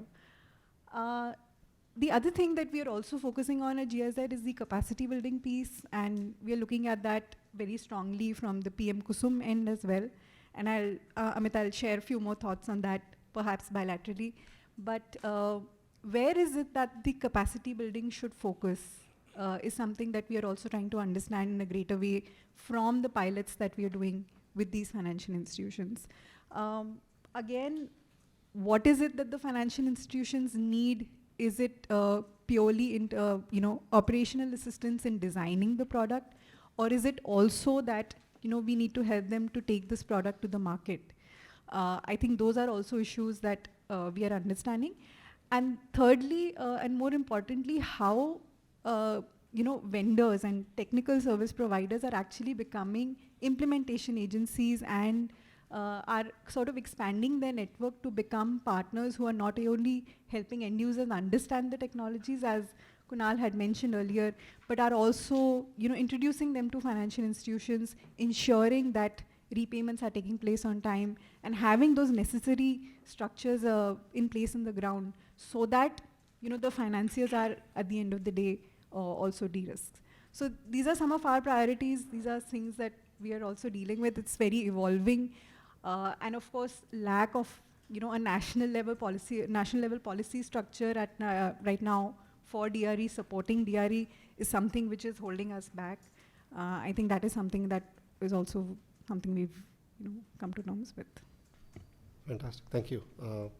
Colleagues there. Is there a mic there? Or could we just maybe pass this along? Thank you, Kritika. Thank you very much.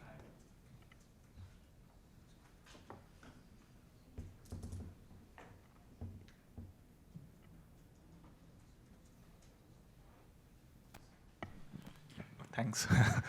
My name is Orchishman. I work in International Water Management Institute. So we work, from this sector, we work in solar irrigation, where the end user is often the farmers. So I just want to highlight one regarding your second question. In our experience, one challenge is also the financial literacy in terms of when we are targeting these very innovative financial solutions. Both in terms of, we have one case where we are looking at Gujarat Sky scheme, where the scheme itself was so complex that farmers, when they thought of adopted this, they did not understand the return flow that will happen over time. So the first adopters did not get what they were expecting from that. That sort of distorted from other farmers coming into later into the program. So I think more investments and more innovative ways of working on financial literacy and explaining exactly what are the risks involved and what the expected returns are. If there is an insurance component, what that insurance will mean. So I think that needs to be worked upon, which I feel currently there is less focus on. Yeah, that's my point. Thanks. Yeah, no, fantastic. I think that is super important point that we need to think about these solutions holistically. I think it touches upon a couple of comments here that also mentioned technical assistance as being an integral element of any program as we are trying to sort of develop these markets, because in addition to just financing gaps, there are clearly knowledge and understanding gaps which come through. So really important. I just wanted to maybe just touch upon coming back to what Kritika mentioned. A couple of areas that you mentioned were quite striking, right? One was the first point around how we're still trying to figure out exactly how, what kind of FLDGs, what sort of structures work there, but also the question around, is there a need for an overarching framework around DRE from the government, which of course impacts then how financiers and banks especially tend to think about that.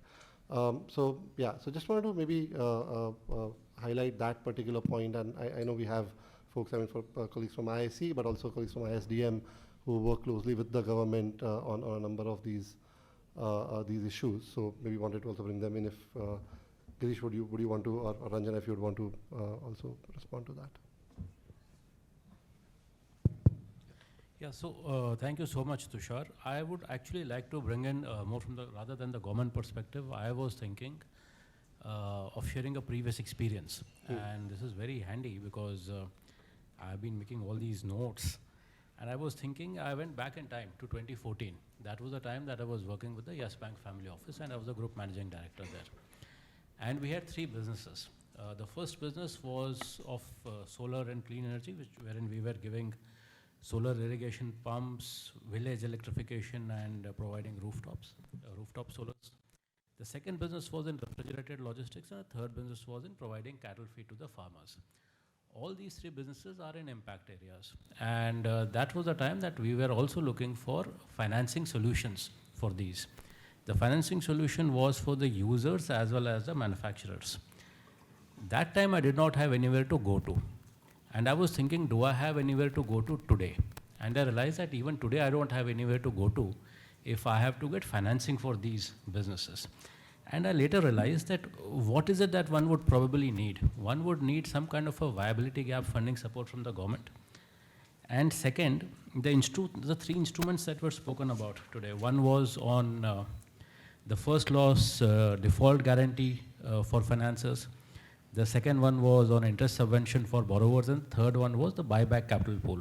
All three of them are exceptionally useful. An organization like TBFC, which is now there, is useful to some extent, but it acts like an investment bank. It is not there in the actualization of transactions. However, to scale it up, what is really needed is the actualization of transactions, which Karthik also mentioned. And in my assessment, the best organization or organizations to be doing these are banks. Because banks already have your wholesale banking divisions, your retail banking, your branch banking divisions. They perhaps now need to come up and set up these developmental and blended finance divisions, because they already are the debt providers. They already have access to, through their investment banking division, access to the equity providers. Philanthropies and capital is easier for banks to organize and get, because let us also remember, unlike other organizations that start from the scratch, have to, then have to deliver profits, banks are already profitable to begin with. So they just need to create a different division, and they have this massive reach, which is very difficult to replicate, even for TBFC for that matter, to get these kind of transactions and deals going. So that is my 2 cents on this. As far as the government is concerned, we really don't have anything to say on that as of now. We are still in the process of framing certain roadmaps and approach to the government on this. Ranjana, would you like to add something to this? Thanks. Thanks, Girish. And I think just to add to the point of concessional capital, which we're talking about. And, a couple of years back when we had thought of IBFC, India Blended Finance Collaborative, we thought with the idea that there is information asymmetry and all the stakeholders need to be educated about what is blended finance, and that will solve the problem to an extent. Of course, there is information asymmetry, and what we realize is that more and more philanthropic organizations are now coming forward in terms of, trying out blended finance. But still, I would say that the quantum or the number of stakeholders coming forward is still very little, looking at the issue or the quantum of reach we need for a program like DRE to reach for a pure kind of facilities. Banks, of course, look like the most obvious solution to us, but I am just trying to flip the question. I think let's look at it from banks' perspective, and let me be the devil's advocate here. It is not an easy thing for the banks also to do, because concessional capital like this does not exist in the banks. It does not at this point in time. One, there is no concessional cost of funds which get made available to them for this. So there is no concessional cost of capital for them. Two, the capital adequacy they might have to provide for these kind of structures would be higher. So for them to, volunteer for a thing like this is next to impossible, because it's not a market solution for them. So unless you force it, unless you make it mandatory for them, I think, which comes from top down, it might not work. I mean, it will not come as a market matching solution for them.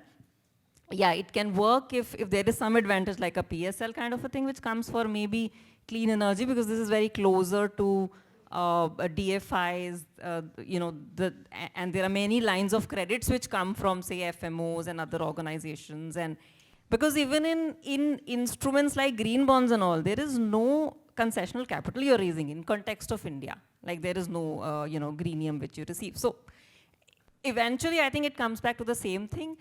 Even from philanthropies, I think very limited amount of capital you can raise for this, because I think this sector might not be a philanthropic magnet. It could be education or healthcare which might take precedence. So this might not be the sector. So I think the only way to our minds could be the government support, I think, which might come in the way and form of, or international ODA kind of concessional capital which flows from there. Or unless you find a way of maybe getting in the retail philanthropy, I think. Yeah, can I just, I think it's a great point, and I wanted to link it to, Karthik, what you said also in terms of the importance of government to provide some of the scale capital, right? And to your point that, look, concessional capital is not really available at the banks.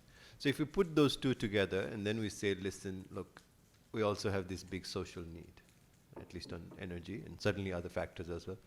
And government, I think, can't finance everything. The scale is so big in terms of everything.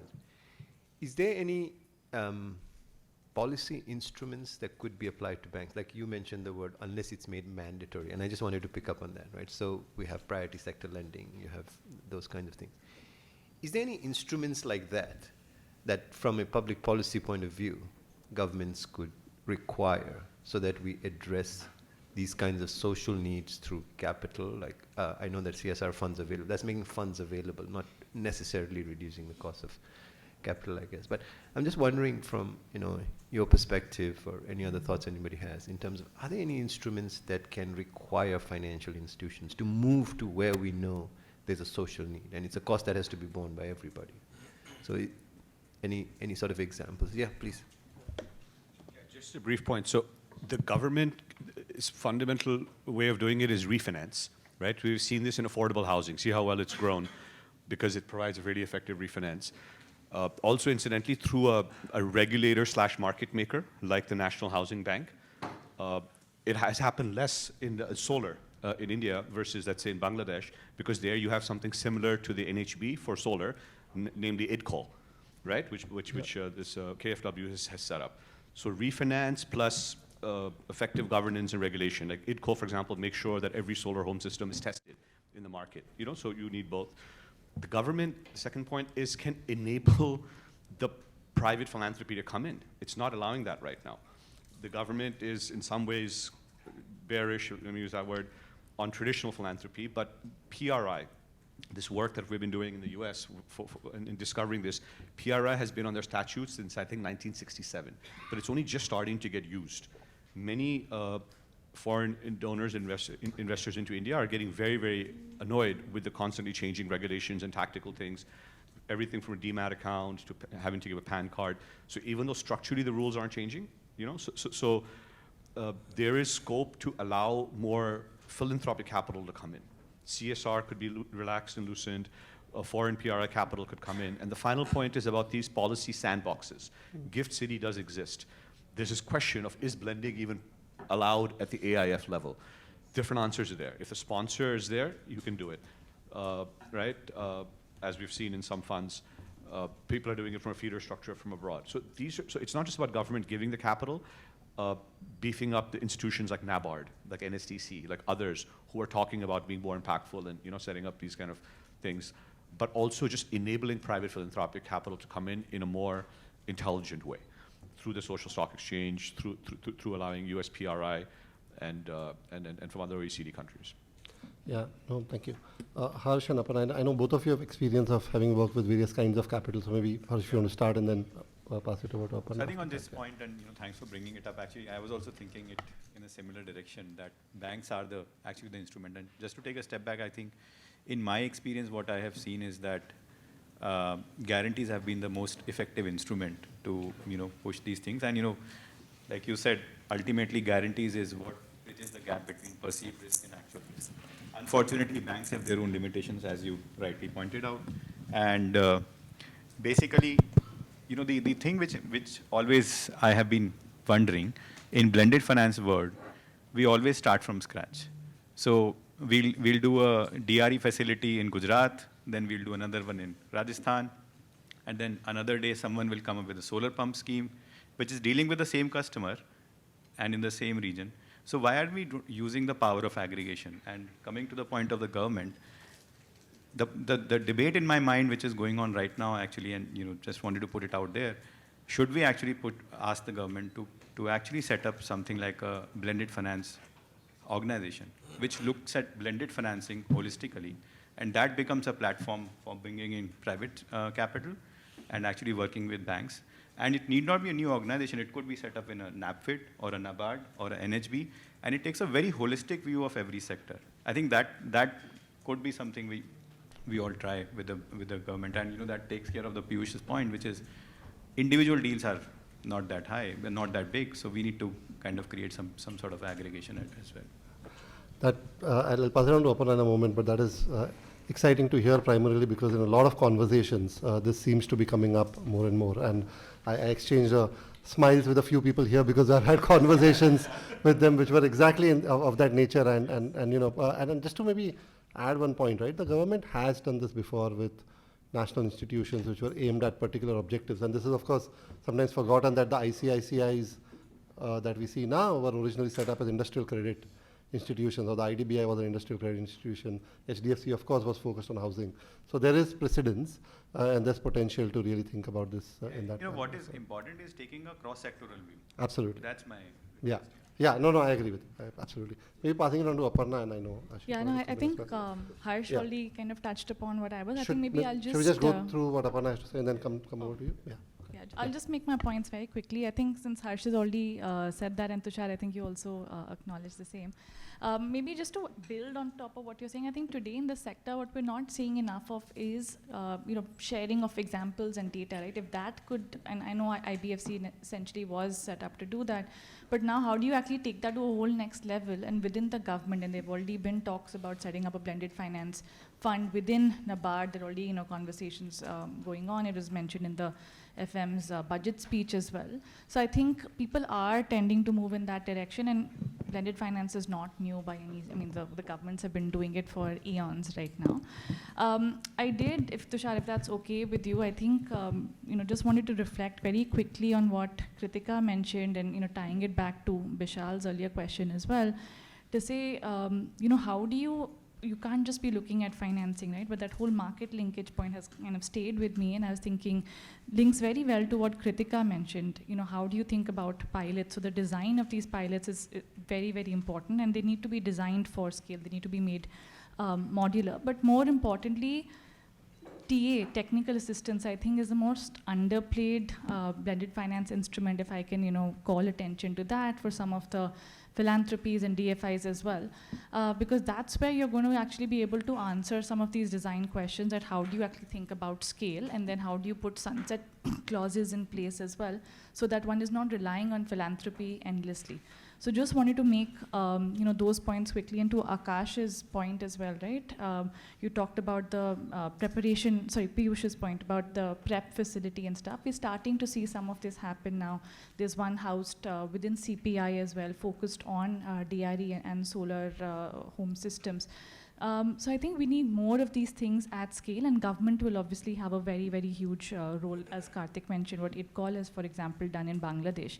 If you can have something like that housed within MNRE perhaps over here as well. But over to Oh, fantastic. Thank you, Aparna. Makes a lot of sense, and maybe something which almost comes in as a concrete recommendation to really talk about whenever conversations happen with government folks, but also with organizations that might be working closely. Especially national banks, etc. Right? We still have the NABARD and the SIDBIs that want to be innovative in the approach. Absolutely. Wonderful. Thank you for that. I know there were a couple of questions from colleagues there, and then Ashir, over to you. Maybe we'll start there and then come over to you.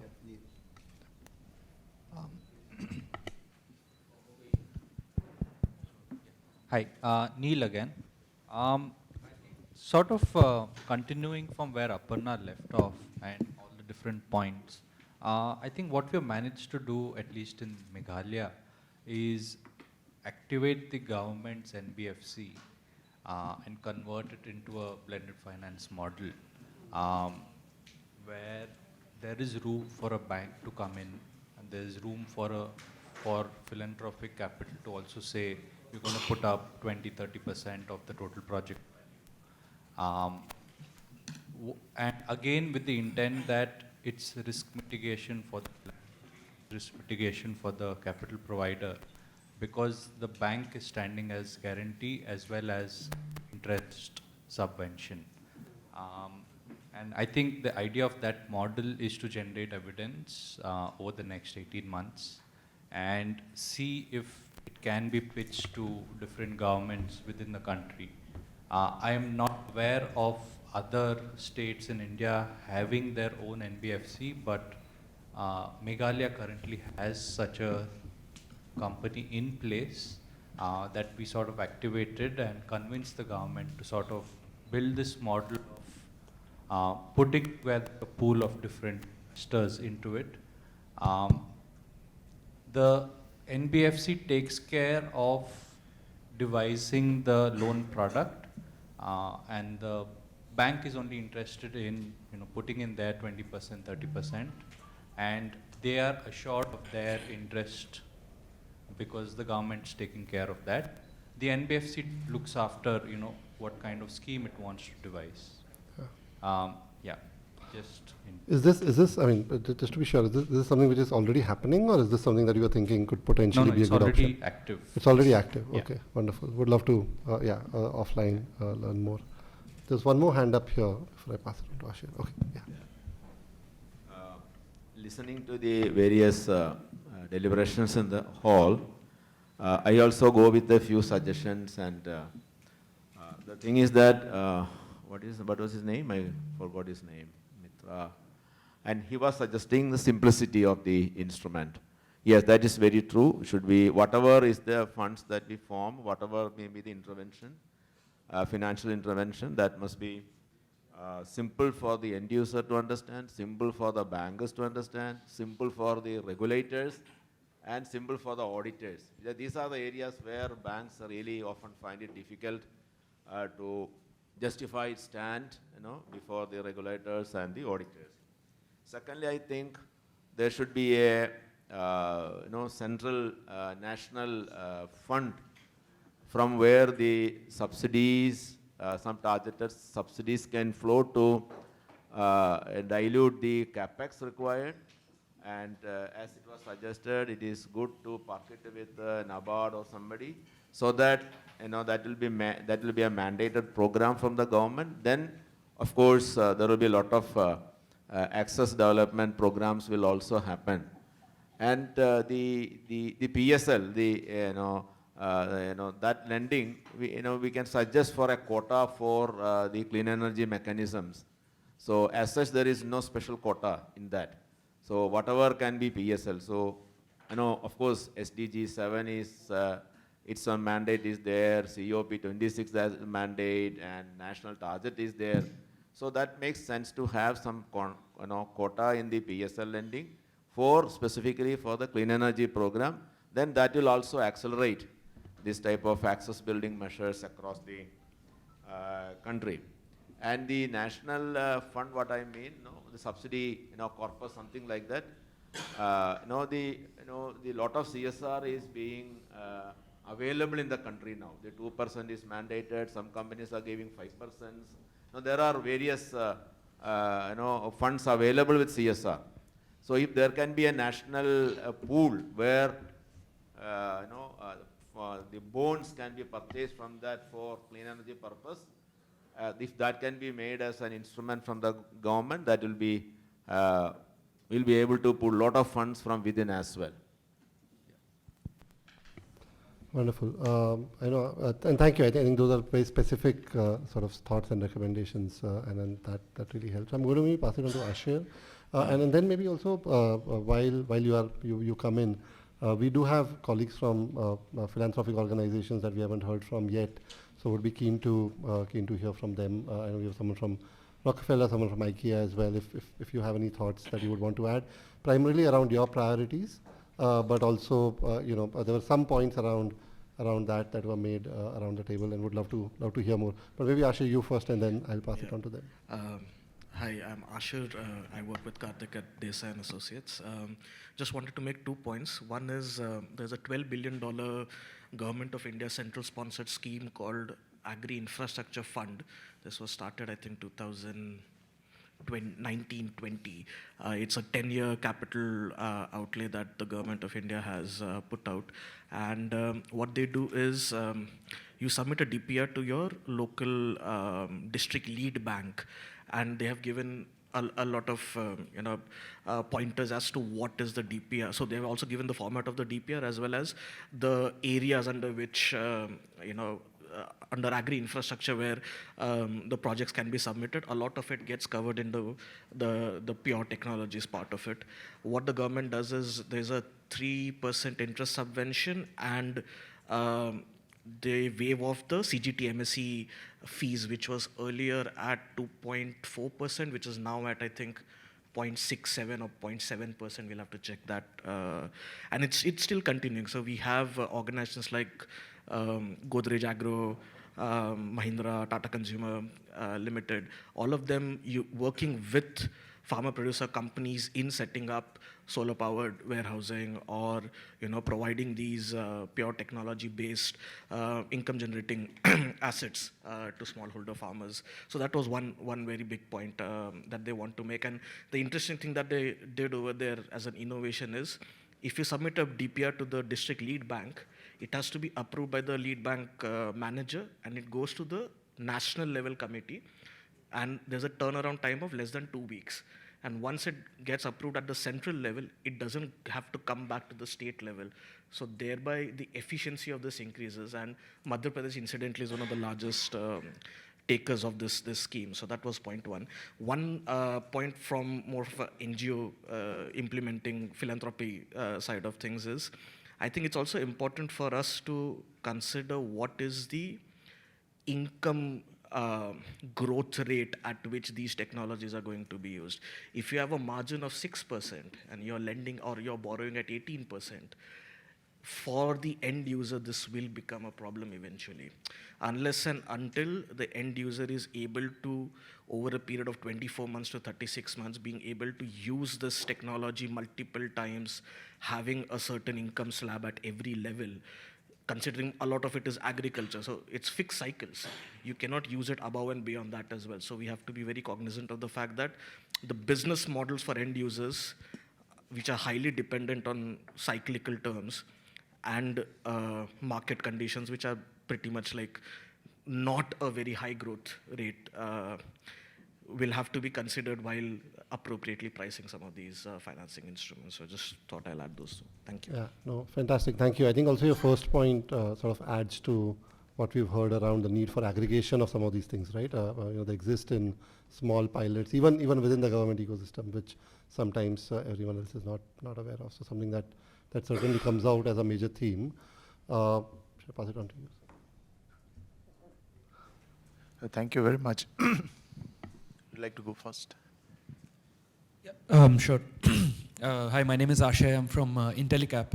And while the discussion is heading in a great direction, I just want to bring up one point and something which Aparna mentioned, technical assistance and how underplayed that is. We as Intellicap, we work with a lot of technology providers, especially in the solar. I work in the solar space and DRE is a part of it. What we see when we're talking about capital, we understand that it is absorbed at multiple levels. But one of the levels is also the absorption at the technology providers level. Now at this level, what we've seen, and when we work with a lot of technology providers, no offense to anyone in the room, but they are sometimes not aware of what the market is, where it is headed, what they should be the ones as providers of the technology to the end users, which is ultimately going to be used by the consumers. They're not aware of what their role is. So while the capital flows in, it sort of becomes a bottleneck at that level, because they don't know what to do with that capital, how to scale it up. And that's where we come in. But sometimes it's by virtue of the nature of a technology entrepreneur, it's difficult to get through to them. So my point is that technical assistance programs, sometimes you'll find that they comprise 2% or 5% of the overall fund. And that's simply not enough. There's only so much you can do with them, but which it's a larger point, it's a larger discussion that is required, especially in the PURE segment, which directly impacts lives and livelihoods. That's my limited point. Thank you. Thank you, Asha. Thank you. Thank you very much, I think, for this opportunity. I'm Bishwar Banerjee. I represent the philanthropic side of things. So I work with the IKEA Foundation. Many of the projects, programs that we are doing, of course, decentralized renewable energy is one of the focus area of our foundation. I thought I'll gain more by listening to all of you, but I wanted to make two quick comments, maybe give you the other side of the story from the philanthropic point of view. What exactly is our pain point and where we are struggling with.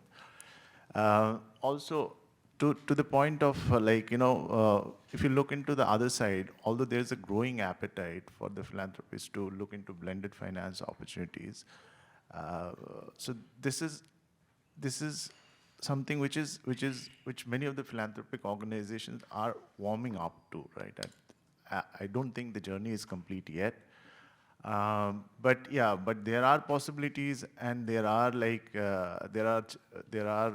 lot of apprehensions on part of the philanthropic side as well in terms of looking into these instruments as well. So one of the things that probably is going to be very, very helpful and where we have struggled with is the regulatory kind of aspect, which is pretty complex. And from the concessional capital provider side, the transaction cost, if we look into the transaction cost from our side, it's also pretty high because for any of the instruments to be set up, right, it takes a lot of time to just figure out what will work in the market, right?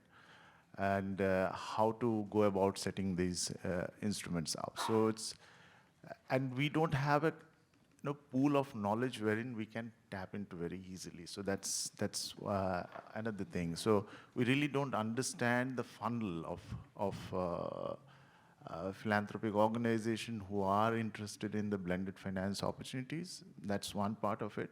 You also don't understand what the domestic CSRs look like in terms of who is interested in aligning. So there is an appetite, there is an growing understanding that we need to align with other concessional capital providers, of course largely with the government as well. But what will be really helpful and appreciated from our point of view is looking at platforms wherein we can easily tap into this vast experience and knowledge of things. Like aggregator we are talking about. So, thank you. Fantastic. No, thank you. Thank you very much for that. And I think super important, as you indicated, I think, and as we at TBFC are realizing as well, it is a relatively, I mean, while a number of transactions have happened, it's a relatively new ecosystem and has been sort of, unfortunately, a little bit of a club for some time. And then the need to expand that to everyone who wants to participate in it. How do we find platforms, mechanisms of simplifying and helping scale capital availability is going to be super important. So thank you for that. Just wanted to check if there were others. Sorry. Yeah. Did you want to, anyone in the back wanted to come in? No. Yeah. Harsh, do you want to go one more time? Yes, I think one more point I wanted to bring it up is, a lot has been said around credit, and which is very important for creation of demand. But I think equally important is to have the right quality of equity capital. And I say this for two reasons. So one is that is very much needed to get some of the very, very new age technologies get into the market, and getting the right equity risk capital would be very important. And I think Karthik alluded to this regulatory problem which we have in India. And there is another angle to it, which is you really can't have permanent pools of capital in India. So that's one thing to consider. And I think getting some form of blended financing in the form of equity is equally important, because right now blended financing is being looked at more from a, you're just given the money, right?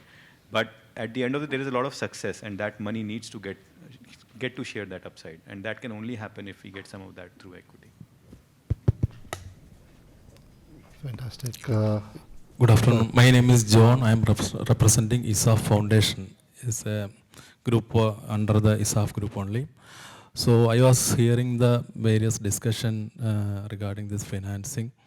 So my point is I am just speaking on the side of the end users. End user in the sense, see, now we are talking about all these financial aspects and all these things, but actually the end user is the farmers or whatever remote people only. So my point is that we need to see we need to have the other person said, financial literacy is very much needed, but at the same time the technological that literacy is also needed, because the people should know about various the benefits of this system, so that what is the benefit out of using this system that they are already using other systems. The thing is that, see, I can quote an example. Very recently, we are also working with a project of solar water pump in Chhattisgarh along with the CLASP. So initially, we were talking about various financial activities and other things. When we have really had a survey in the field, the thing is that the PM Kusum scheme is already there. But the thing is that most of these farmers staying over there, they were not at all aware about this PM Kusum schemes. So then what we did, so we had a awareness or technological awareness drive among these farmers, and we could facilitate these farmers to get this subsidy from the government. So out of that, see, almost 100 farmers in that area, they could adopt this PM Kusum schemes, and already this 100 farmers already installed their this solar water pump in the field, and all these highly inefficient diesel pumps are replaced. So now this is what my point is that, see, along with this financial, we should have a component of providing technological literacy among the farmers. This can be utilized through CSR funds and other things, awareness thing. The financing we can get it through other funds also. So this is one of the point I just want to bring. Fantastic. No, thank you very much. And I think what Harsh said and what you said, I think bring together or sort of almost exemplify the need to have a systemic approach to this, right? Which is when you think about equity, which is often ignored in blended finance conversations, it's important to make sure that that is factored in as well. But what you said around thinking not just about blended finance as a be-all, but often different parts of the value chain might need different approaches, and those different approaches need different kinds of funding models. So that needs to be thought through as well. Wonderful. Maybe I'll give Amit the last word, and then we'll move on to the next set of conversations. Yeah. Nice. Okay. No, I was just reminded of one of the first speeches that Mr. Ajay Banga gave when he had joined. Obviously, his stance might have changed now after the spring meetings, but so he basically asked the question of what is the #1 KRA or the KPI of the World Bank president? Does anybody want to take a guess? The #1 KPI of the World Bank president to maintain World Bank's credit rating, right? So, I mean, where I'm sort of taking you with this is I don't think there's a scenario where banks are likely to change their lending criteria. And actually a great example of something like that in a blended finance sense happened last year, where one of the largest private credit guarantees ever furnished was by USAID to Kotak Bank. It has moved nothing. Kotak is exactly doing what they wanted to do. Of course, there is a criteria. I think there were about 30% or 40% of the customers have to be new to credit. But who's measuring that? So where I would like to sort of take this is maybe the best way for us to think about from a systems perspective is to look at the existing tools that we have, including things like the CGTF, MSC, and really try and operationalize those. Like the reason why it takes a Godrej and a Tata and these companies to actually operationalize these schemes is because you need that heft to actually have that conversation, which is where I believe TBFC and potentially others have a role to sort of put these pieces together. Thank you. No, thank you for that, and thank you for the plug as well on TBFC. Appreciate that. No, I think the point that you're making, which is underlying, and before I pass it back to Vishal, I think is an important one, that we when we try to change fundamental behaviors for these stakeholders, I mean, those behaviors have been built up over time, and there's often a very good reason. I remember just as a aside, being on a table, and completely by chance, being on a table at a dinner where everyone else was from the CAG's office, and it was interesting. No, this was around public finance. No, but why I'm saying that was really interesting was because we started talking, and they were like, okay, what do you do? And I started talking about blended finance, and of course, very different worlds.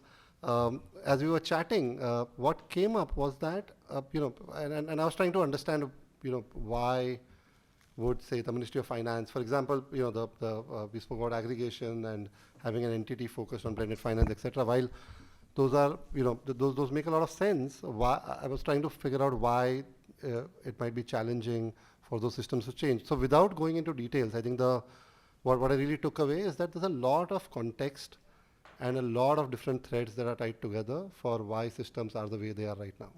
Right, and I think that's probably the underlying point that you're making as well, and therefore I think one of the sort of principles that that potentially become important to keep in mind is that we allow the different systems to largely operate the way they are operating, while sort of putting in place models, mechanisms, structures, which then play the role of bringing them together. So I think that's where potentially a lot of sort of effort needs to be put in. Is at least my takeaway.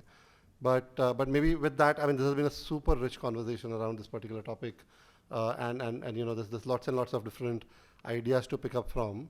But keeping in mind in the schedule that we have, I'll pass it over to Bishal for the last segment of this conversation. Thanks all, and over to you.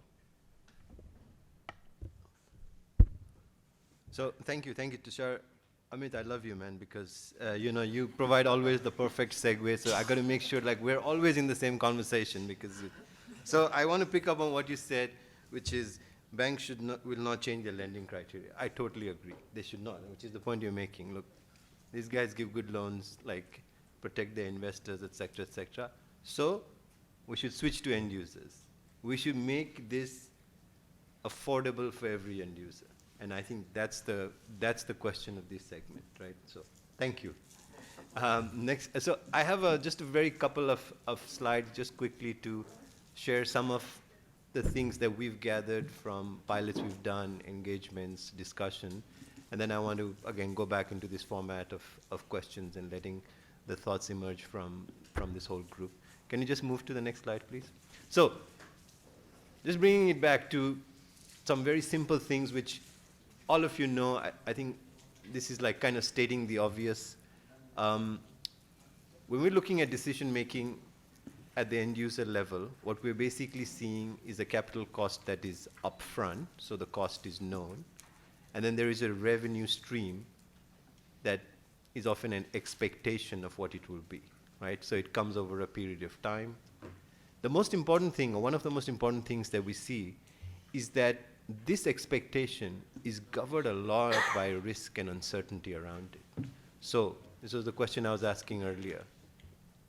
Will it lead to higher production? Will all my inputs be there? Will I have the right seeds if I were to be able to produce more? And similarly, it's also governed by risks in terms of what the price will be. If I produce, more apples or more brinjals, can I really sell it? And I think we often underestimate from the end user's perspective this notion of risk. It's not really just about capital cost, but it's also about the risks that form the expectation of what these returns will be. So go to the next slide, please. I just want to draw this example that we find kind of interesting as we look at this. This is, looking at renewable portfolio standards, renewable electricity credits. It's used now widely across many countries. It's also used here in India. And it kick-started a large initial part of the whole sort of renewable movement, at least on large scale, on the solar supply side, wind. So in this one, it's very simple. A solar plant generates electricity, it sells its electricity, it gets revenue from the sale of electricity, that's the top part. But in the process of producing that electricity, it also receives renewable energy credits, which it then sells and supplements its revenue from the electricity side. So it has now two streams of revenue. And the renewable energy credit price itself is often driven by a market process, right, which allows you to see, prices go up, prices go down. It's set by regulations that government set. It could also be more command and control type of prices, but in general, where it's worked very well is where. So there's some linkages between electricity prices and the renewable energy credit prices. The point we want to make in this is, could we take some element of this that has worked and transform it into very, very, very small microcredit projects? The trick here is this. If you look at this developer is carrying all of the risks of producing electricity. So if you are not able to produce electricity, you get no revenues from the sale of electricity, and you can get no REC credits, right? So in essence, you're carrying all of the input risks that are associated with it. If it's cloudy for 3 months in a row, it's your tough luck. So in essence, you're carrying those kind of risks and uncertainties. I think the point here that we're trying to make is that this kind of instrument doesn't really cover risk. What it does is it takes what is a public benefit, in this case the reduction of emissions from use of renewable energy, and converts that into a private benefit and figures out how to value it through renewable energy credits. But the idea is, could we take something that has worked at a large scale for these plants and bring it down, but in a way that we also control or help mitigate some of the risks that end users are facing? Next slide, please. So what we're thinking of incentives for end users is not so much to emphasize the outcomes, right? Because outcomes is a function of so many other risks, but really to emphasize behavior. We look at, listen, what kind of behavior allows us to indicate that production will go up? So let's say, for example, in solar water pumps, if I see somebody expanding the level of vegetable crop production through the acreage or the size, then it's an action that leads ultimately to the increase in production. Will it actually lead to an increase in production? I don't know. But at least those actions are being indicated. Similarly, what kind of actions are necessary in order to find buyers in the market? What kind of actions are necessary? So we are not providing incentives for outcomes because there's too much risk embedded in there. But you're trying to incentivize this behavior that may lead to action, so that the risks at least are being mitigated, right? So if I'm an end user going into this, I'm saying, okay, if I do all of these things, I'm going to get incentivized, but I'm not really carrying the risk of increasing the production or not, right? So this is the idea that we're working with. Next slide, please. So here's basically the set of guiding questions, and I want to draw first upon a couple of people to respond it. So the first question is something around, what sort of financial support or incentives do you think would enhance the affordability? And think about this risks kind of context, right? How do we control this risk? Not control it, but how do we help mitigate against this risk? How do we avoid moral hazard? Like what we find is, particularly with capital subsidies, there's a lot of moral hazard in place, right? You get a lot of people that are coming in that don't actually need those kind of systems. How do we minimize distortions, right? How do we not make it so that you're getting people who don't need it, or you're getting technology that's not that good, etc. How do we also create the right signals so that when somebody steps forward into a bank, that it's a pretty good user, right? Like how can we signal it so that the ones that are moving forward are the ones that actually need it? Not everybody needs a renewable energy technology. A solar water pump doesn't work for all farmers. It works only for certain. How do we allow the system to be self-signaling so that the ones that need it are moving forward? And the final question is, how do we set a true incentive value? Like what is the incentive value? If we take the example of renewable energy credits, which is based on market instruments, you can create a true value of what that means. In this case, how can we set a true incentive, right? Like we can't design this thing. So is there certain elements of the markets that we can bring together that can help identify or make it dynamic so that we're capturing the true incentive? It's not too high to just suck in everybody, and it's not too low so that it doesn't pull in the right set of people. So how do we know? So these are, a very broad set of questions. I'm just going to start with maybe a couple of responses. First from Shrishkant, who's from Microcredits. I don't know. He's here? Okay, all right. Then maybe Abhimanyu, I'll start with you from Schneider Electric. I know you've been working from the end user side a lot with sort of these pumps, and I just wanted to see if I could get your take to start with in terms of some of these questions, how you think about some of these incentives, and then we'll move to the next set of questions. Any thoughts from you to start? Thank you. So if you look at end user, from an end user point of view, I don't think, I will tell you, I myself is a farmer. Yeah. Okay. And I'll give you the real example where I have decided to put a solar irrigation pump and where I decided not to. And it's applicable for everybody, So I have a farm, where the electricity connection, there was no grid electricity. So I went to, the electricity department, and I wanted just a 1 to 2 HP. And they told me that, you have to invest 3.5 lakhs. So I did a simple calculation. If I put a 1 HP, including, let's say, the storage, hardly it costed me 1.5 lakhs. So in terms of pure investment, compared to a grid, it was a quick decision for me. I don't have to do too much. I simply put it on my own. No need of everybody. Okay. Of course, I can afford that, maybe, but even from a, let's say, if you look at a small farmer, probably it makes sense for them, because I have seen many similar cases also. But then I have another farm where there was a grid connection, and if I take a connection, it costed same 1.5 lakhs, and I'm getting completely subsidized electricity, but I require a little bit more power, so I wanted a quite larger capacity a pump, okay? So it would have costed me 5 lakhs or something, okay? So I'm getting a grid connection at 1.5 lakhs and with subsidized electricity. I think that is where, see, when we are thinking about this pure technology, we are not talking about because if you look at the MSME segment, that's a different thing. But if you look at really the farmers or all these things, people, you cannot sell them green technology. They will never going to adapt because it is green, it is clean, sustainable, I don't think. So we need to, finally it comes to the complete financing, whether it is, whether they are going to, able to invest, does it make completely economic sense from a capital investment point of view, as well as further operation expense point of view. I think that is what, if we are able to solve these challenges, definitely it will fly. Now coming to this incentive, of course, I think, see, for example, as a part of our CSR, we have almost done now 1,000, implemented, which is almost probably now 5 megawatt. Each is around 5 HP, okay, so it's almost 5.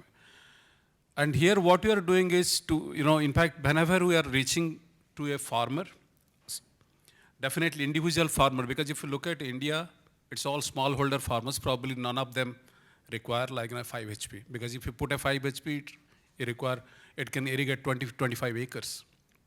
So you need to do a first, the group, self-help group, so that it is benefiting group of farmers. But now how do we make them agree? I think here that is where we are saying, okay, the subsidize. We are using the CSR fund to, they are only contributing 25%, the rest 75% of the capex is coming from the CSR fund. I think that's where we have been able to do that right now. Of course, I think following this method, we have been able to implement almost 1,000, okay, and probably will be able to do more. But of course, there is a limitation. So I think what we are thinking is, if we can use the CSR fund, not 100% subsidizing it, probably, providing a bank guarantee or sort of thing, so that, they're able to take a loan, that can really multiply.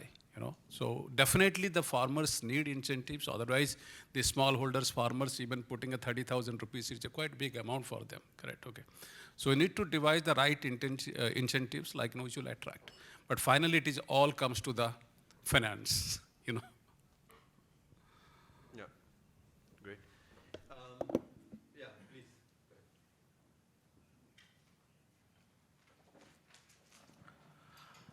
Hi, Vishal. Myself, Samrat Sengupta. I work with EKI. We are a carbon market player. We're one of the largest carbon market player globally. I was following the discussion. As I am not from the same fraternity group of financer, I was a little bit hesitant, but what I do understand, bank will not change their behavior, but that is required. How? Make them part of the carbon market by regulating the portfolio emission, give them a target, then the capital definition will not only consider money, it will consider the environmental benefit, it will consider the social benefit. The whole definition of the capital will change, and the condescending word subsidize, subsidize, subsidize will not hear it here. Again, from a user's perspective, it is very condescending. Due to my solar pump, I am getting benefit, which is maybe monetary in form of subsidy, but the world is getting benefit due to various environmental and social factor. And that is not been attributed in calculating the return. How to do it? Make the portfolio emission a factor in CCTS in India or in EU ETS, make them target driven. If you lost the target in India by design of our constitution, we cannot say penalty, but we have seen how the blending of biofuel into thermal power, government has tried to bypass that problem, saying if you blend 5%, you don't have to pay environmental cess. If you blend 4%, you have to pay 2 paisa. If you blend 3%, you have to pay 3 paisa. And that's why if you are not blending, you have to pay a 5 paisa or 6 paisa environmental cess. But that is very easy to implement. Penalty is not very easy to implement in Indian context. So you can do that. I want to ask, Samrat, it's a great thought. I want to ask a follow-up question, which is, I agree with you. I think there's a public benefit that users of this create that they're not being compensated for. And so, fair enough. If you were to attribute to that, it increases the value, and we don't have to call it subsidy. But I want to come back to some of the points that was earlier about aggregation and transaction cost, right? Like we're talking about, and it was said much earlier also, we're talking about a ticket size that's so small, you can't spend, like a banker can't spend more than 5 minutes on it. And then the volume you're getting in is quite high to be able to spend so much time on each one. So from a carbon credit point of view, if you can share some of that experience. Like, I know today we're doing carbon credits even on simple things like a clean cook stove, an electric cook stove, just something really, really disaggregated technology. How is the monitoring of that being done so that it is actually beginning to avoid some of these problems, or overcome some of these challenges of aggregation and transaction cost? Can you talk a little bit about sort of the monitoring and what's making it feasible today? Yes, when we go to address the decentralized sector, the moment you get out of the boundary of end-use electrification, monitoring is an issue. You cannot do a real-time 100% monitoring because the digital monitoring system requires electricity supply. So suppose you are providing a thermal cook stove which is efficient than the conventional cook stove, and you are claiming carbon credit, and you have distributed say lakhs or even millions of numbers. At the monitoring level, it is not possible physically to monitor that million distribution. It has to be sampled. And there is a well sort of guideline how to do the sample, and the guideline need to be followed. It is scientifically and statistically decided. But still, you cannot say the data which you have projected after monitoring, say, 1,000 cook stoves as a sample of a million, is 100% correct. There will be always a figure of correction that the market may question it. So, in the present domain, when the electrification is being pushed as the, or solar being pushed as the solution for clean cooking, there is an easy way out of that monitoring issues. But it is on the carbon side. When we are talking about the social impact, when we are talking about the other so-called developmental impact, though there are well shot out guidelines how to monitor it, but that becomes subjective. Because the moment you go out of a number game into more of a qualitative qualitative assessment, it depends on various factors. So that's why when the voluntary carbon market going to give premium for those addressing on those social and developmental aspects coming out from decentralized system, the premium becomes buyer's idea, means buyers, they wish, there is no guideline soldier. Suppose I am a corporate, I am Microsoft, I want to put X premium if the gender, the health and the livelihood issues are addressed at a certain factor. But the other, maybe Amazon will have their own system of giving me Y, and there is, we cannot compare X and Y. So standardization is not there. So that's a fallacy. Pre-financing through carbon was an important step to mobilize this decentralized system into the market. But the carbon part, which is, you can say it's a quantitative aspects, it is very easy to calculate and get pre-finance. But on the social and developmental aspects, that premium part becomes highly discounted in the pre-finance world. I have a question here. Can I ask? Yeah, please. You know, today, even through the CSR fund, thousands of, through CSR fund, thousands of DRE solutions, like not only irrigation, pump various things, okay.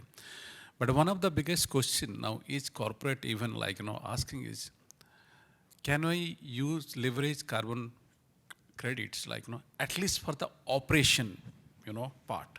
Anyway, they are funding the capex part, not issue. But how do, the challenge is this all, these assets cannot be on the books of the corporates. Once you put it in the field, it has to be transferred to the user, right, as a part of the CSR law, okay. Now, can we leverage the carbon credit at least for taking care of the operation expenses? In the CSR regulation, there is nothing written in black and white. Globally also, means CSR is an Indian law, so in India nothing is written in black and white, and all the big service industries are taking the benefit not in terms of revenue, like you sell the credit and generate revenue and internalize in your balance sheet, no. But you utilize that credit to reduce your own footprint. That has been practiced and not been challenged. But I cannot say I am not in a position to say it is legally yes or no, because there is in the law book nothing written on that. No, but in fact, for the CSR fund, you can't, you just, the companies, when they are let's say, investing on the green technologies, to reduce their carbon footprint, first thing is they cannot use CSR money for that. That's as per the law. Okay, you cannot do that. Okay. So if somebody is doing, I think, okay. There Yeah. are n numbers of companies. I Yeah, so should not somebody is name doing, them. but it is They are clearly big- written. It is clearly big written. public listed Okay. companies, they are Yeah, doing it. okay.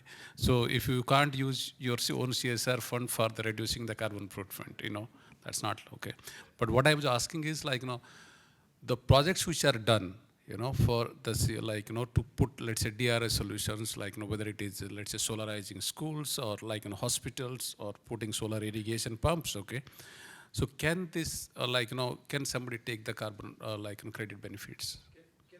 Can I just respond to that? I actually, I want to change that track a little bit. And Chris, I just want to get you to respond because ISAF has actually successfully done a large number of carbon credit projects, but distributed, right? Yeah. And rather than just talk about the project, I just wanted you to comment on the monitoring side, because one of the concerns is if we think about impacts, as long as the measurement of those impacts have to be real, right? It has to be credible. Like if we were trying to get somebody to invest in it, in any particular impact, Yeah. it has to be a real product, real commodity. It has to be credible. It has to be verifiable. Yeah. So you're approaching it through carbon market, which has a certain kind of rules for how you measure all of this. But I'm just thinking more generally, drawing from that experience, what is your sense of how we can measure impact? Yeah. See, we have got 6 crores of rupees through carbon credit program, which was registered under the Clean Development Mechanism, CDM, compliance market. But that is no more existing because the CDM that has been done away with. So there are only, the only voluntary markets now available. It is of varying prices, and we are also in the market now. So we are also negotiating with the buyers for that. So the regarding the monitoring part, as it was explained by Samrat, that there is no foolproof mechanism for distributed technologies other than that, the monitoring, individual unit monitoring is available. So we have a auditor, certified auditor, DNV, has been auditing our systems on quarterly basis by taking the samples as such. And that has been consolidated and sent to UNFCCC for their validation. And it stays in their queue for their, the finalization, validation. It takes more time sometimes.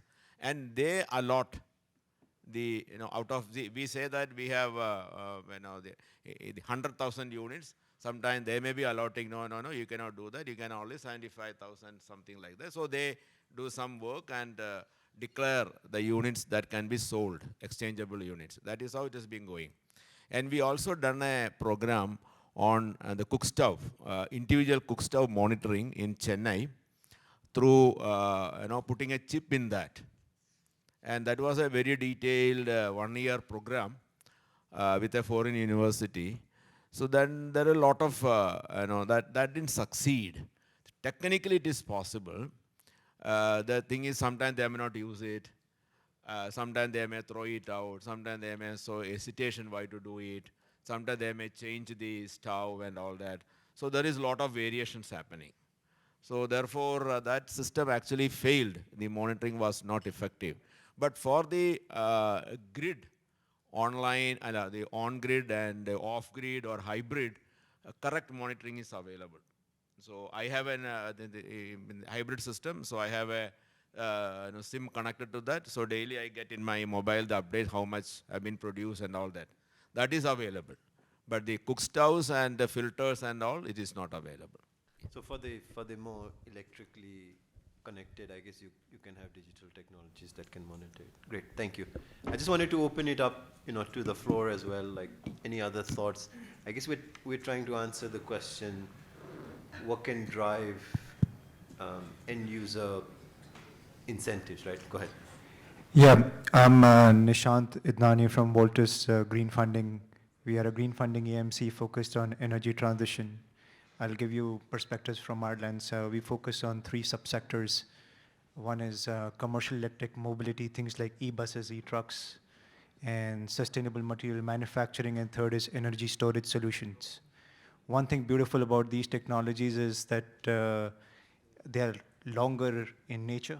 They have a lot of longevity to them, but that throws up certain other challenges, which is a huge capex, obviously, which is similar to the other pure technologies, but requires a longer tenor of finance and longer tenor of capital. Now, that is been not so easy to come by in certain cases, and it's another commercially available solution for blended finance opportunities and philanthropies to play a role commercially by having risk assurance measures, etc., in any case. But also, what they can land up doing is working with the government to create programs like the RPO, which we saw in renewables. That is an incentive which is hard and sacrosanct to ensure that things happen. So if we go back in time and look at renewables, first it was the AAD, Accelerated Depreciation Incentive, that came through. The next in line was the RPO and the GBI scheme. And third, then the REC scheme. In a lot of these technologies, we have to see the value curve and where they are in terms of commercial acceptability, and use those three levers. One is a hard lever, and the second is a soft lever. And that's where interventions, so for example, let me give you an example of electric trucks. IKEA, for example, is procuring electric trucks in certain pilots by giving longer term contracts. But can other industries also be given other players be given an incentive to procure some of these trucks, convert some of the trucks to electric on a permanent basis, and without being uncompetitive in the market, because all of these are very competitive industries and very core to their business areas of experience. And that has to be a hard regulation that has to be put in place. So a lot of capacity building has to be done with the government entities, and that's where blended finance can also be helpful in the form of TAA grants. The second thing which I was mentioning about the risk sharing facility, so for example, World Bank had the solar program with SBI. Now similarly, SIDBI is playing a huge role in the sectors that we are working in. I think if somebody can participate with SIDBI on the e-trucking concept, that's an opportunity available at hand right now. Well, for one follow-up question to you, you mentioned RPO and some of the other instruments, and those are great because, as I mentioned also, like, they're good at pricing the true incentive value that's needed, right? Because you've got some market instruments. But even if you think about blended finance or any other instrument, how do you get the true incentive value to make something additional?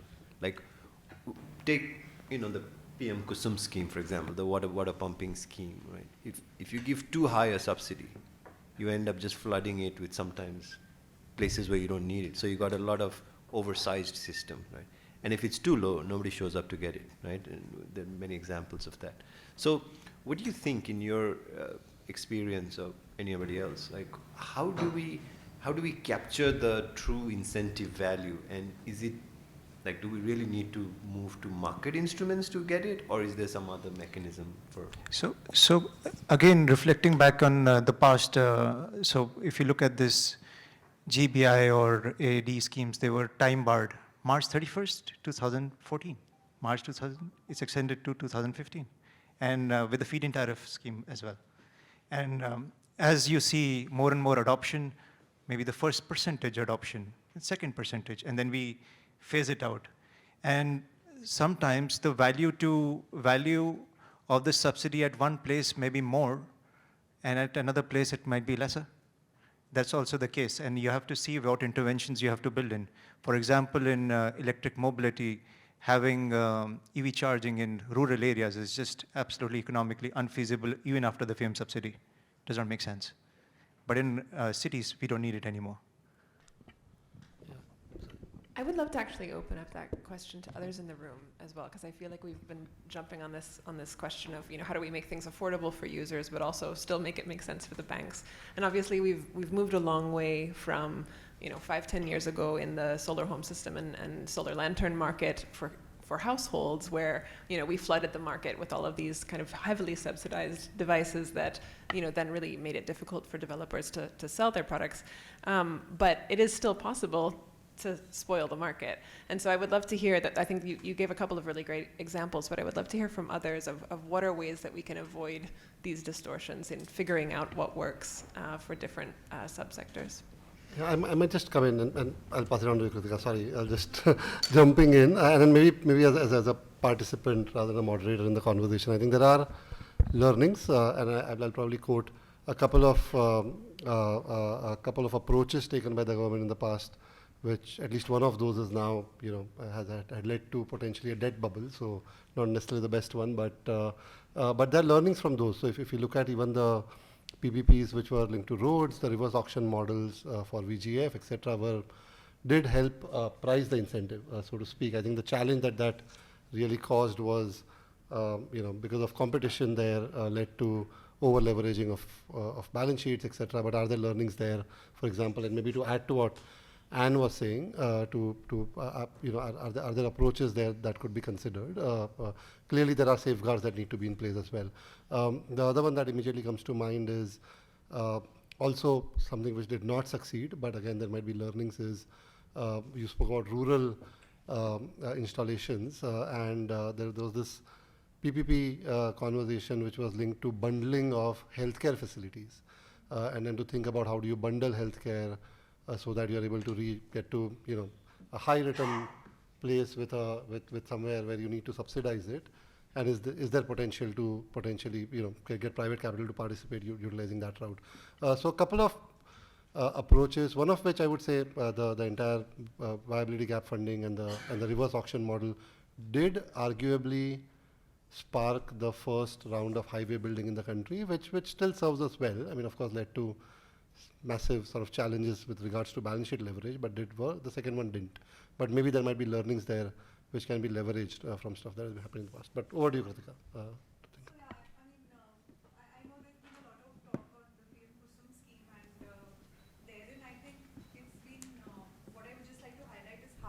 The subsidy has been sort of dealing from that it does not go to the end user, right? So right now it's the state nodal agencies which are managing the subsidy, and so there is sort of delinkage from and moving away from how we can get away from wrong pump sizing also, right? So I don't have a direct answer to what Vishal asked in terms of what is the right incentive, but definitely mechanisms like this may help us, go closer. At the same time, for DRE, I mean, it's a very different ballgame because there is no, again, policy framework at the national level. And so I think even through the pilots that we are doing, we are yet to understand what are the right incentives which are going to help in the adoption. So of course, our way of trying this out is through multiple mechanisms. We are trying through the policy support. So, if convergence at the state government level is going to help them bring down the initial cost and hence help them adopt it, or is it actually the lack of access to finance which is preventing them from adopting it? So, I mean, I guess these will be learnings from our project as well. So I'm sorry, there's no clear-cut answer, but yeah, just to add. You'd get the Nobel Prize if there was a clear-cut answer. Can I make a small point? Sure. Sorry, somebody was about to speak? No, okay. My limited experience with incentives and subsidies has been that you really want to think very, very carefully of what you want to incentivize. So you, like for example, for assets, for climate smart assets, it's probably worthwhile to not incentivize the buying and selling of the asset. The buying and selling of the asset will happen and should happen as per market sort of. But the usage of the asset needs to be incentivized, right? So if I have limited philanthropic capital or limited concessional capital and I have to choose very wisely where to spend it, I would rather invest it in incentivizing somebody to use a climate smart asset like a pump. One non-climate example of a product that we actually placed very small, about 250K, was where we were trying to incentivize good behavior towards workers, right? And basically the way that we had done this is to say that if you self-report 4 things every month, you will have access to a concessional credit facility, right? So self-report, you have to basically report payment of wages on time into bank accounts, agreed upon wages, and all backed up by Social Security. None of this requires very hard M&E, right? If you just self-report this every month, the credit facility, the concessional credit facility remains available to you. If you decide to not report it, the credit facility will still remain available, but it will no longer be concessional. Yep. That's the way that we had kind of said. Yeah. And just to add to that, I mean, I think one of the examples we were drawing from this, when we did the solar water pumps, is we use a similar kind of thing, right? Which is, we weren't providing incentives for the acquisition of the pump. What we were providing incentives is, for number one, an expansion of the productive capacity, right? If you're planting more vegetables, for example, if you're adopting better agricultural practices. And the third one is because we were in some very water scarce situations, we were incentivizing for water efficiency. So what that did is basically got users, we think, from a decision-making point of view, to move towards smaller pumps, right? Because then you begin to start, like in the case of John is mentioning in terms of Chhattisgarh, where you are now beginning to integrate drip irrigation to it, right, to do some of these things. These are good pilots. It's very difficult to scale. It's very challenging to really bundle them and say, all right, let's do it at, even 50,000 people is like a massive challenge, right, to move it. But totally aligned. I say, I love you, man.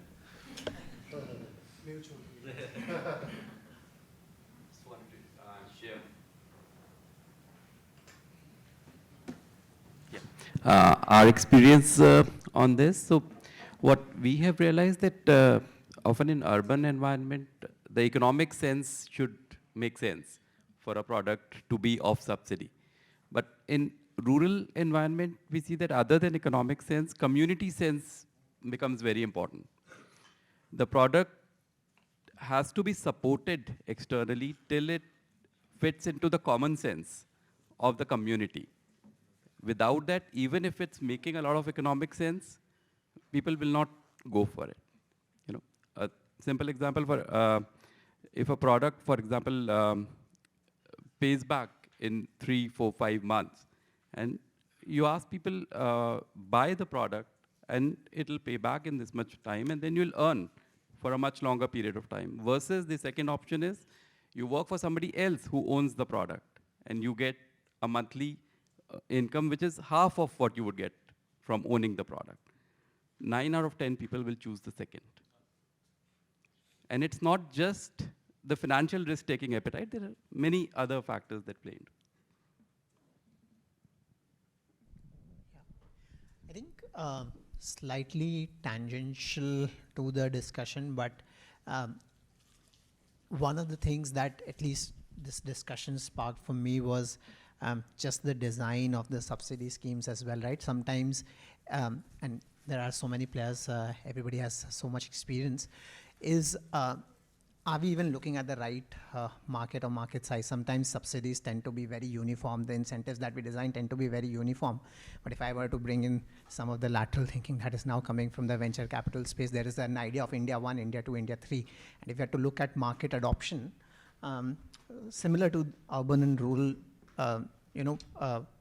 maybe there is a hard question to think about which end user do we want to go after first and make subsidies work for them, which is slightly going to be more efficient and can help us bring the banks and the governments and the incentives together for that market first, and maybe then that leads to more experience, more structures that then we can get to harder to reach users. I think sometimes that aspect is missing in terms of which India segment do we actually go after. I think that's a hard conversation to have, especially if you're looking at an impact angle, but maybe something slightly tangential, but wanted to make that point. And I think I really like the point that you made. During COVID, I can't remember the specific example, but ultimately the end user cares about economics and many of the other things. They don't care about the complexity. But unpacking the complexity is better rested at the state level or the actors level. So we saw the central government incentivize states and their cost of borrowing by, if you do X, Y, and Z, we'll bring down your cost of borrowing. So designing subsidies at that level of aggregation and letting the state actors figure that out, I think is perhaps for that particular market segment that is to be saturated first is perhaps a way to go.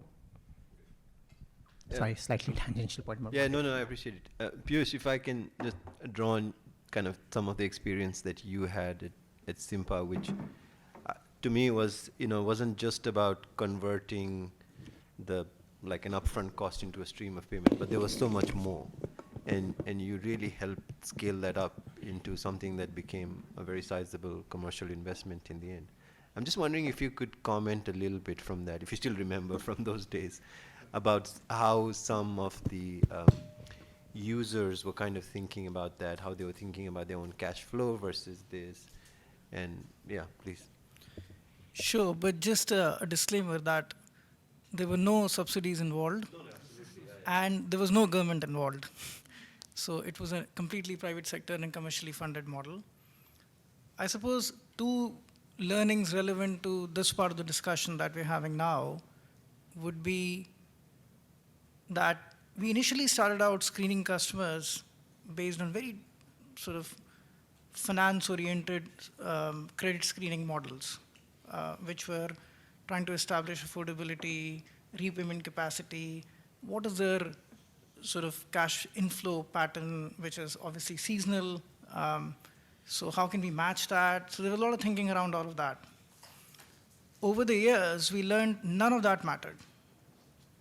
And so much so that I totally zeroized all our investment in building that super smart financial algorithm which will produce a yes-no answer. Instead, we reduced our credit screening to very simple observational questions which our sales team will answer when they go and visit a customer's house. And those were things like, do they have a bike?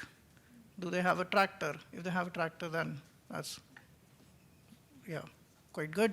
But how many buffaloes do they have? Is it a pakka house or a kacha house? So very basic observational things. And what were we trying to do really? Our insight was that it's actually not affordability at all. It's the need that we need to screen for. So as long as we have confidence, and when I say all these sort of material possessions that we were looking for, we were also looking for how many elderly people at home and how many very young children at home. Because they are the ones who need electricity more than the farmer himself, because they are out in the field during the day. So how many women at home, how many children at home, and how many elderly people at home. So that, to us, confirmed and gave us more reliable measures of need versus affordability. So that was learning number one, that screen for need versus affordability. Obviously, that will have to be adapted for different solutions like solar pump, but the principle remains that it's not so much about whether they can afford or not, it's about whether they actually need it or not. Because if they need it, they will pay an upfront deposit, and then they will continue using it. The second important learning for us was that we, as the solution providers, have to make sure that they have continued use of their equipment and not leave it to them. Because, again, the underlying financial principle here is that the value in use at all times has to be greater than the resale value or value of disposing it off. So we have to take that pressure on ourselves to keep that value in use higher than their disposal value. If we do that, then they'll continue using it and continue paying for it. They'll pay 6 times of what they would get by selling it, but they will not sell it because they realize and they recognize that they're enjoying greater value by just keeping it in use. So I think some of those principles travel well for solar pumps and other type of applications. But yeah, to the extent it helps. Excellent. I think that's great. Great insight. Yeah, please.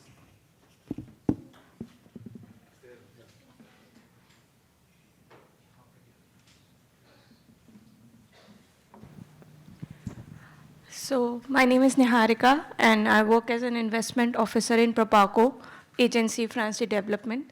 It's a DFI. And what I want to add to Piyush's point is that recently I'll talk about one of my portfolio companies, which is Sahyadri Farms. And this is also a model where there were no government subsidies, but where we have managed to increase the incomes of farmers. And it was just through this FPO. So this FPO is Sahyadri Farms is one of the most successful FPOs in the country. And what they have done recently is they have started providing a guarantee to the banks. So for solar dryers. So farmers are using these solar dryers, and the FPO is providing guarantee for that kind of loans. So what has happened is that it has increased the incomes of farmers, and banks are also have willingness to lend. They are not averse because somehow they are being guaranteed for the loans they are being provided. So maybe we should also think on making these kind of communities, FPOs, more powerful, so that these kind of solutions can be adopted. This is my thought process. Thank you. Thank you. I see lots of people dipping into their, toffee bins or whatever. So it's a good indication of where we stand. But any other last thoughts? Anybody has any? Yeah, please. Can you just, Amit, can you just hand in the mic? Thank you. So I'm Amresh. I represent Shell Foundation. I will tangentially, diverge from the topic that we are currently, and tangentially, drawing parallels also, bringing in the customer mindset, right? So the 4 women who we are seeing over there, do any of us think they are, less capable than any of us? If we are thinking like that, I think we are making the biggest mistakes. Why? Because these are the women who probably are managing their household in 20,000 rupees a month, right? If I were to manage that, probably I wouldn't be able to do that, right? So they know the best buck, the ROI on the best, like the ROI on the buck, whatever they are investing in, right? So unless and until, so the point is where should the catalytic capital should flow? And the answer is, if they should be flowing into test the market, and what should be the, the question comes, till what time we can test the market? What is the boundary condition we can draw? I guess it should be a span of probably 3 years, 5 years, over a particular product, over a particular technology. But if it's not going in, well, this then particularly means there's something fundamentally wrong. When I say this, for example, take an example of a technology like EV, right? And we can see L3 rickshaws, which are your e-rickshaws, flooding all over the market, right? Because that product itself has created its position to give that commercial sense to that person, whether he should be buying it or renting it. If the product is not capable of doing that, that person will not, probably buy it. So that is from the customer's point of view, if the product is making sense, we can test it for particular time, beyond which we should not be testing it, right? It's like, you keep on funding it and testing it in the hope that it will converge to a better result someday, but I don't think it will. From the finances point of view, I guess, fundamentally when we are looking at things, for them, if we can ensure there is a secondary market of the products, because what we are creating is sort of, the customer profile remains same if I'm using a solar pump or a diesel pump, right? So banks are not able to finance a solar pump because of 2 reasons, because if it's high in cost and probably they don't see the value. What if, if the person is not able to pay, how can I make use of the residual value of the product? So if there is secondary market creation, activity creation that is happening, that is where we think catalytic capital can play a role, because that would uniformly bring the lender's risk down. So that is from the finances point of view. That's great. Thank you. Thank you for re-emphasizing that and making it more evocative in terms of the picture. So thank you. I think there was one more. Yeah, please go ahead. Hi. My point might be a bit more novice, but I still want to bring it in the room and think about it. While we've heard a lot of conversation about people, and we consider an end user as people, I haven't heard from anyone thinking of planet as a client. And is the investment flow, the finances, where they're going, are those considerations being built into those instruments where the consideration is not only for a value addition for people, but also for the planet? So I just wanted to leave that thought here because I did not hear that come out from the conversations. I think there's a little bit of planet, but probably not enough. I mean, I think some of the things like how do we integrate, this kind of social cost, which could be the environmental cost, into, for instance, the cost of capital. Maybe one dimension to look at. Examples of RPOs or the generation-based incentives, renewable energy credits also do integrate that. Carbon credits integrate some of that prices. So, but I agree with you. I think it is both of those things that need to come, right? People and planet, both are central. You can't have one without the other. And I think for us, as we're looking at end-use perspective, we're thinking you have to address the needs of people, but in climate-smart ways. Right? And how do we blend those two together? Sometimes it feels like competing priorities, but it shouldn't. But I agree with you. I think the fact that you didn't hear it enough probably means that it's understated. And so we need to do a better job of trying to make sure that that's adequately reflected in whatever incentive structure or financing approaches that we have. I'll just add to that. I'm sorry, I'll just take a few seconds. The assumption that we think when renewables are inherently sustainable, that in itself is flawed, because we are not thinking about the end of the product life, right? It ends up in a landfill. What happens? Are we thinking of recycling, reuse, repurposing things? That, I believe, is not being thought of in financial instruments and something which should be incorporated. Circular economy. I guess circular also means that we got to come back and have this discussion all over again next time. Let me kind of wind this down, and I think, as I said, everyone's been dipping into their toffee box. So there's a lot to take away from this, but I'm going to first hand it to Anne to summarize all of it. I don't know if I'll be able to summarize all of it, but I think a few things that I'm taking away are the need to really not use cookie cutter solutions here, right? We've got to be cognizant of what the banks need. We need to be cognizant of what the users need, not only as a group, but specific to their, their own end uses and the way that they're managing, very tight budgets often, and thinking about their purchases and use over time. And then, of course, we have to make it work for the companies who are enabling all of this. So I think it's important that we're having these discussions to get into some of that nitty gritty, because it's not an easy problem. Sure. Yeah, lots of good conversation. I'm just looking at my notes and trying to figure out what are the top 3 or 4 things through my bad handwriting. But no, I think the lots of really good ideas, and I felt like we got into the meat of quite a few things.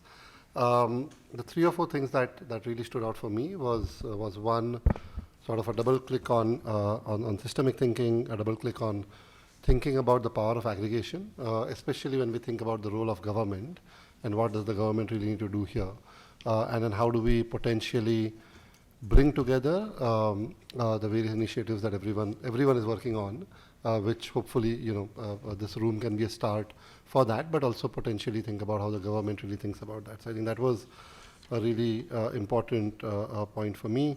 We touched upon quite a bit of one is to think about innovative structures, but can we also think about how to innovatively utilize existing structures? So when we think about grant funding, how do we think about TA being, or technical assistance being a lot more strategic compared to how it is being utilized right now, and how that could potentially support activities better and then play sort of a stronger role as we go forward. Learning from past cycles, I think, was the other one which was important for me, especially as we think about how the one sector which has succeeded and then managed to get a lot of investment, the renewable energy space, and how do we learn from that, which came through especially from a number of sort of financiers here. How do we learn from other initiatives that the government and the private sector has had in the past was I thought really interesting. From the last session, maybe a couple of takeaways that I'll add. One was how do we focus our incentives on behaviors rather than necessarily tools or necessarily outcomes, and how does that feed into how we think about financial structuring as well. Of course, I think the last point that was really well made was we sort of finance people tend to try to distill everything down in numbers and not value everything that sits outside it, but how do we make sure that we do that? And the equation which for me that I'll really take away is I think which came from here was how can the value in use always be greater than the value of resale, which I thought was something which came across as a really strong insight when we think about what we fund versus what we don't, right? Sometimes we don't have to keep funding something just because we think it's right. We need to make sure that it's useful for the end users as well. These were a few takeaways. Back to you, Vishal. Yeah, thanks. I echo much of the same thoughts. I think a couple of things that stood out for me, and as we are thinking about taking this forward, one is, I think we said early on, keep it simple, and how to make it work so that we are solving a complex problem, but we have to do it in a way that is simple and addresses all of the needs. Second is, I think we do have to mobilize government also to deliver the scale that is needed. One of the things I took away from this conversation also was that, there's lots of examples of incentives that work in big projects, big infrastructure, big solar, plans for big renewable energy that has worked. How do we take some of those themes and make it work in a very micro scale in these distributed projects where we also leverage the innovation in terms of monitoring, in terms of digitization that's making it easier to track?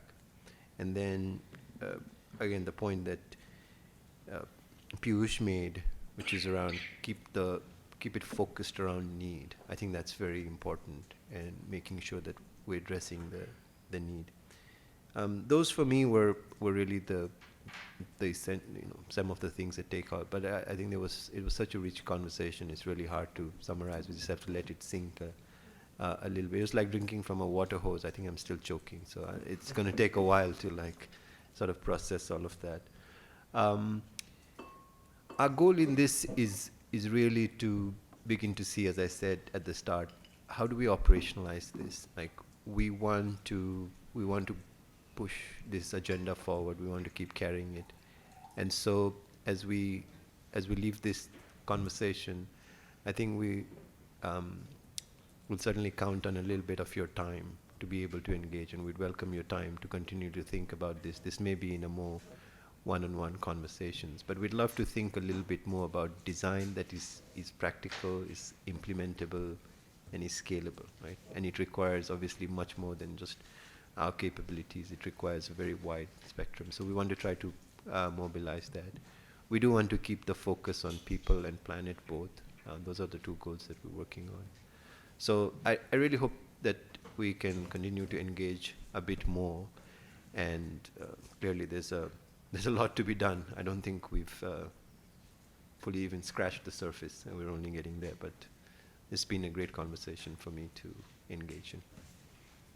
I'll give it to Neha. Okay, all right.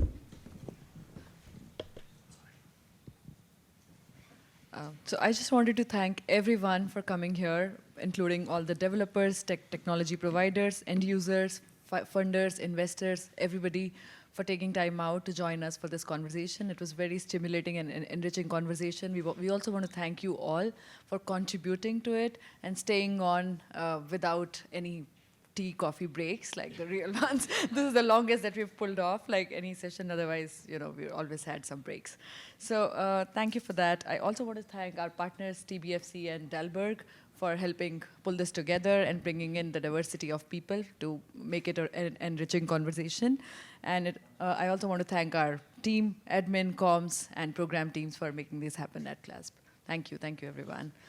Yeah, and just one last thing, I guess, on behalf of our comms, through the course of the discussion, you are being photographed and put on video and all that kind of stuff. We promise not to put you up on a billboard in Delhi, but we might occasionally use, a photograph or something. So if you have a major reservation to being in the front page of Vogue, let us know. But otherwise, we'll just take it that we can use some of the photographs. Thank you very much. Thanks again for very much all of your time. It was really fun. Please join us for lunch if you can. Thanks. The lunch is right outside.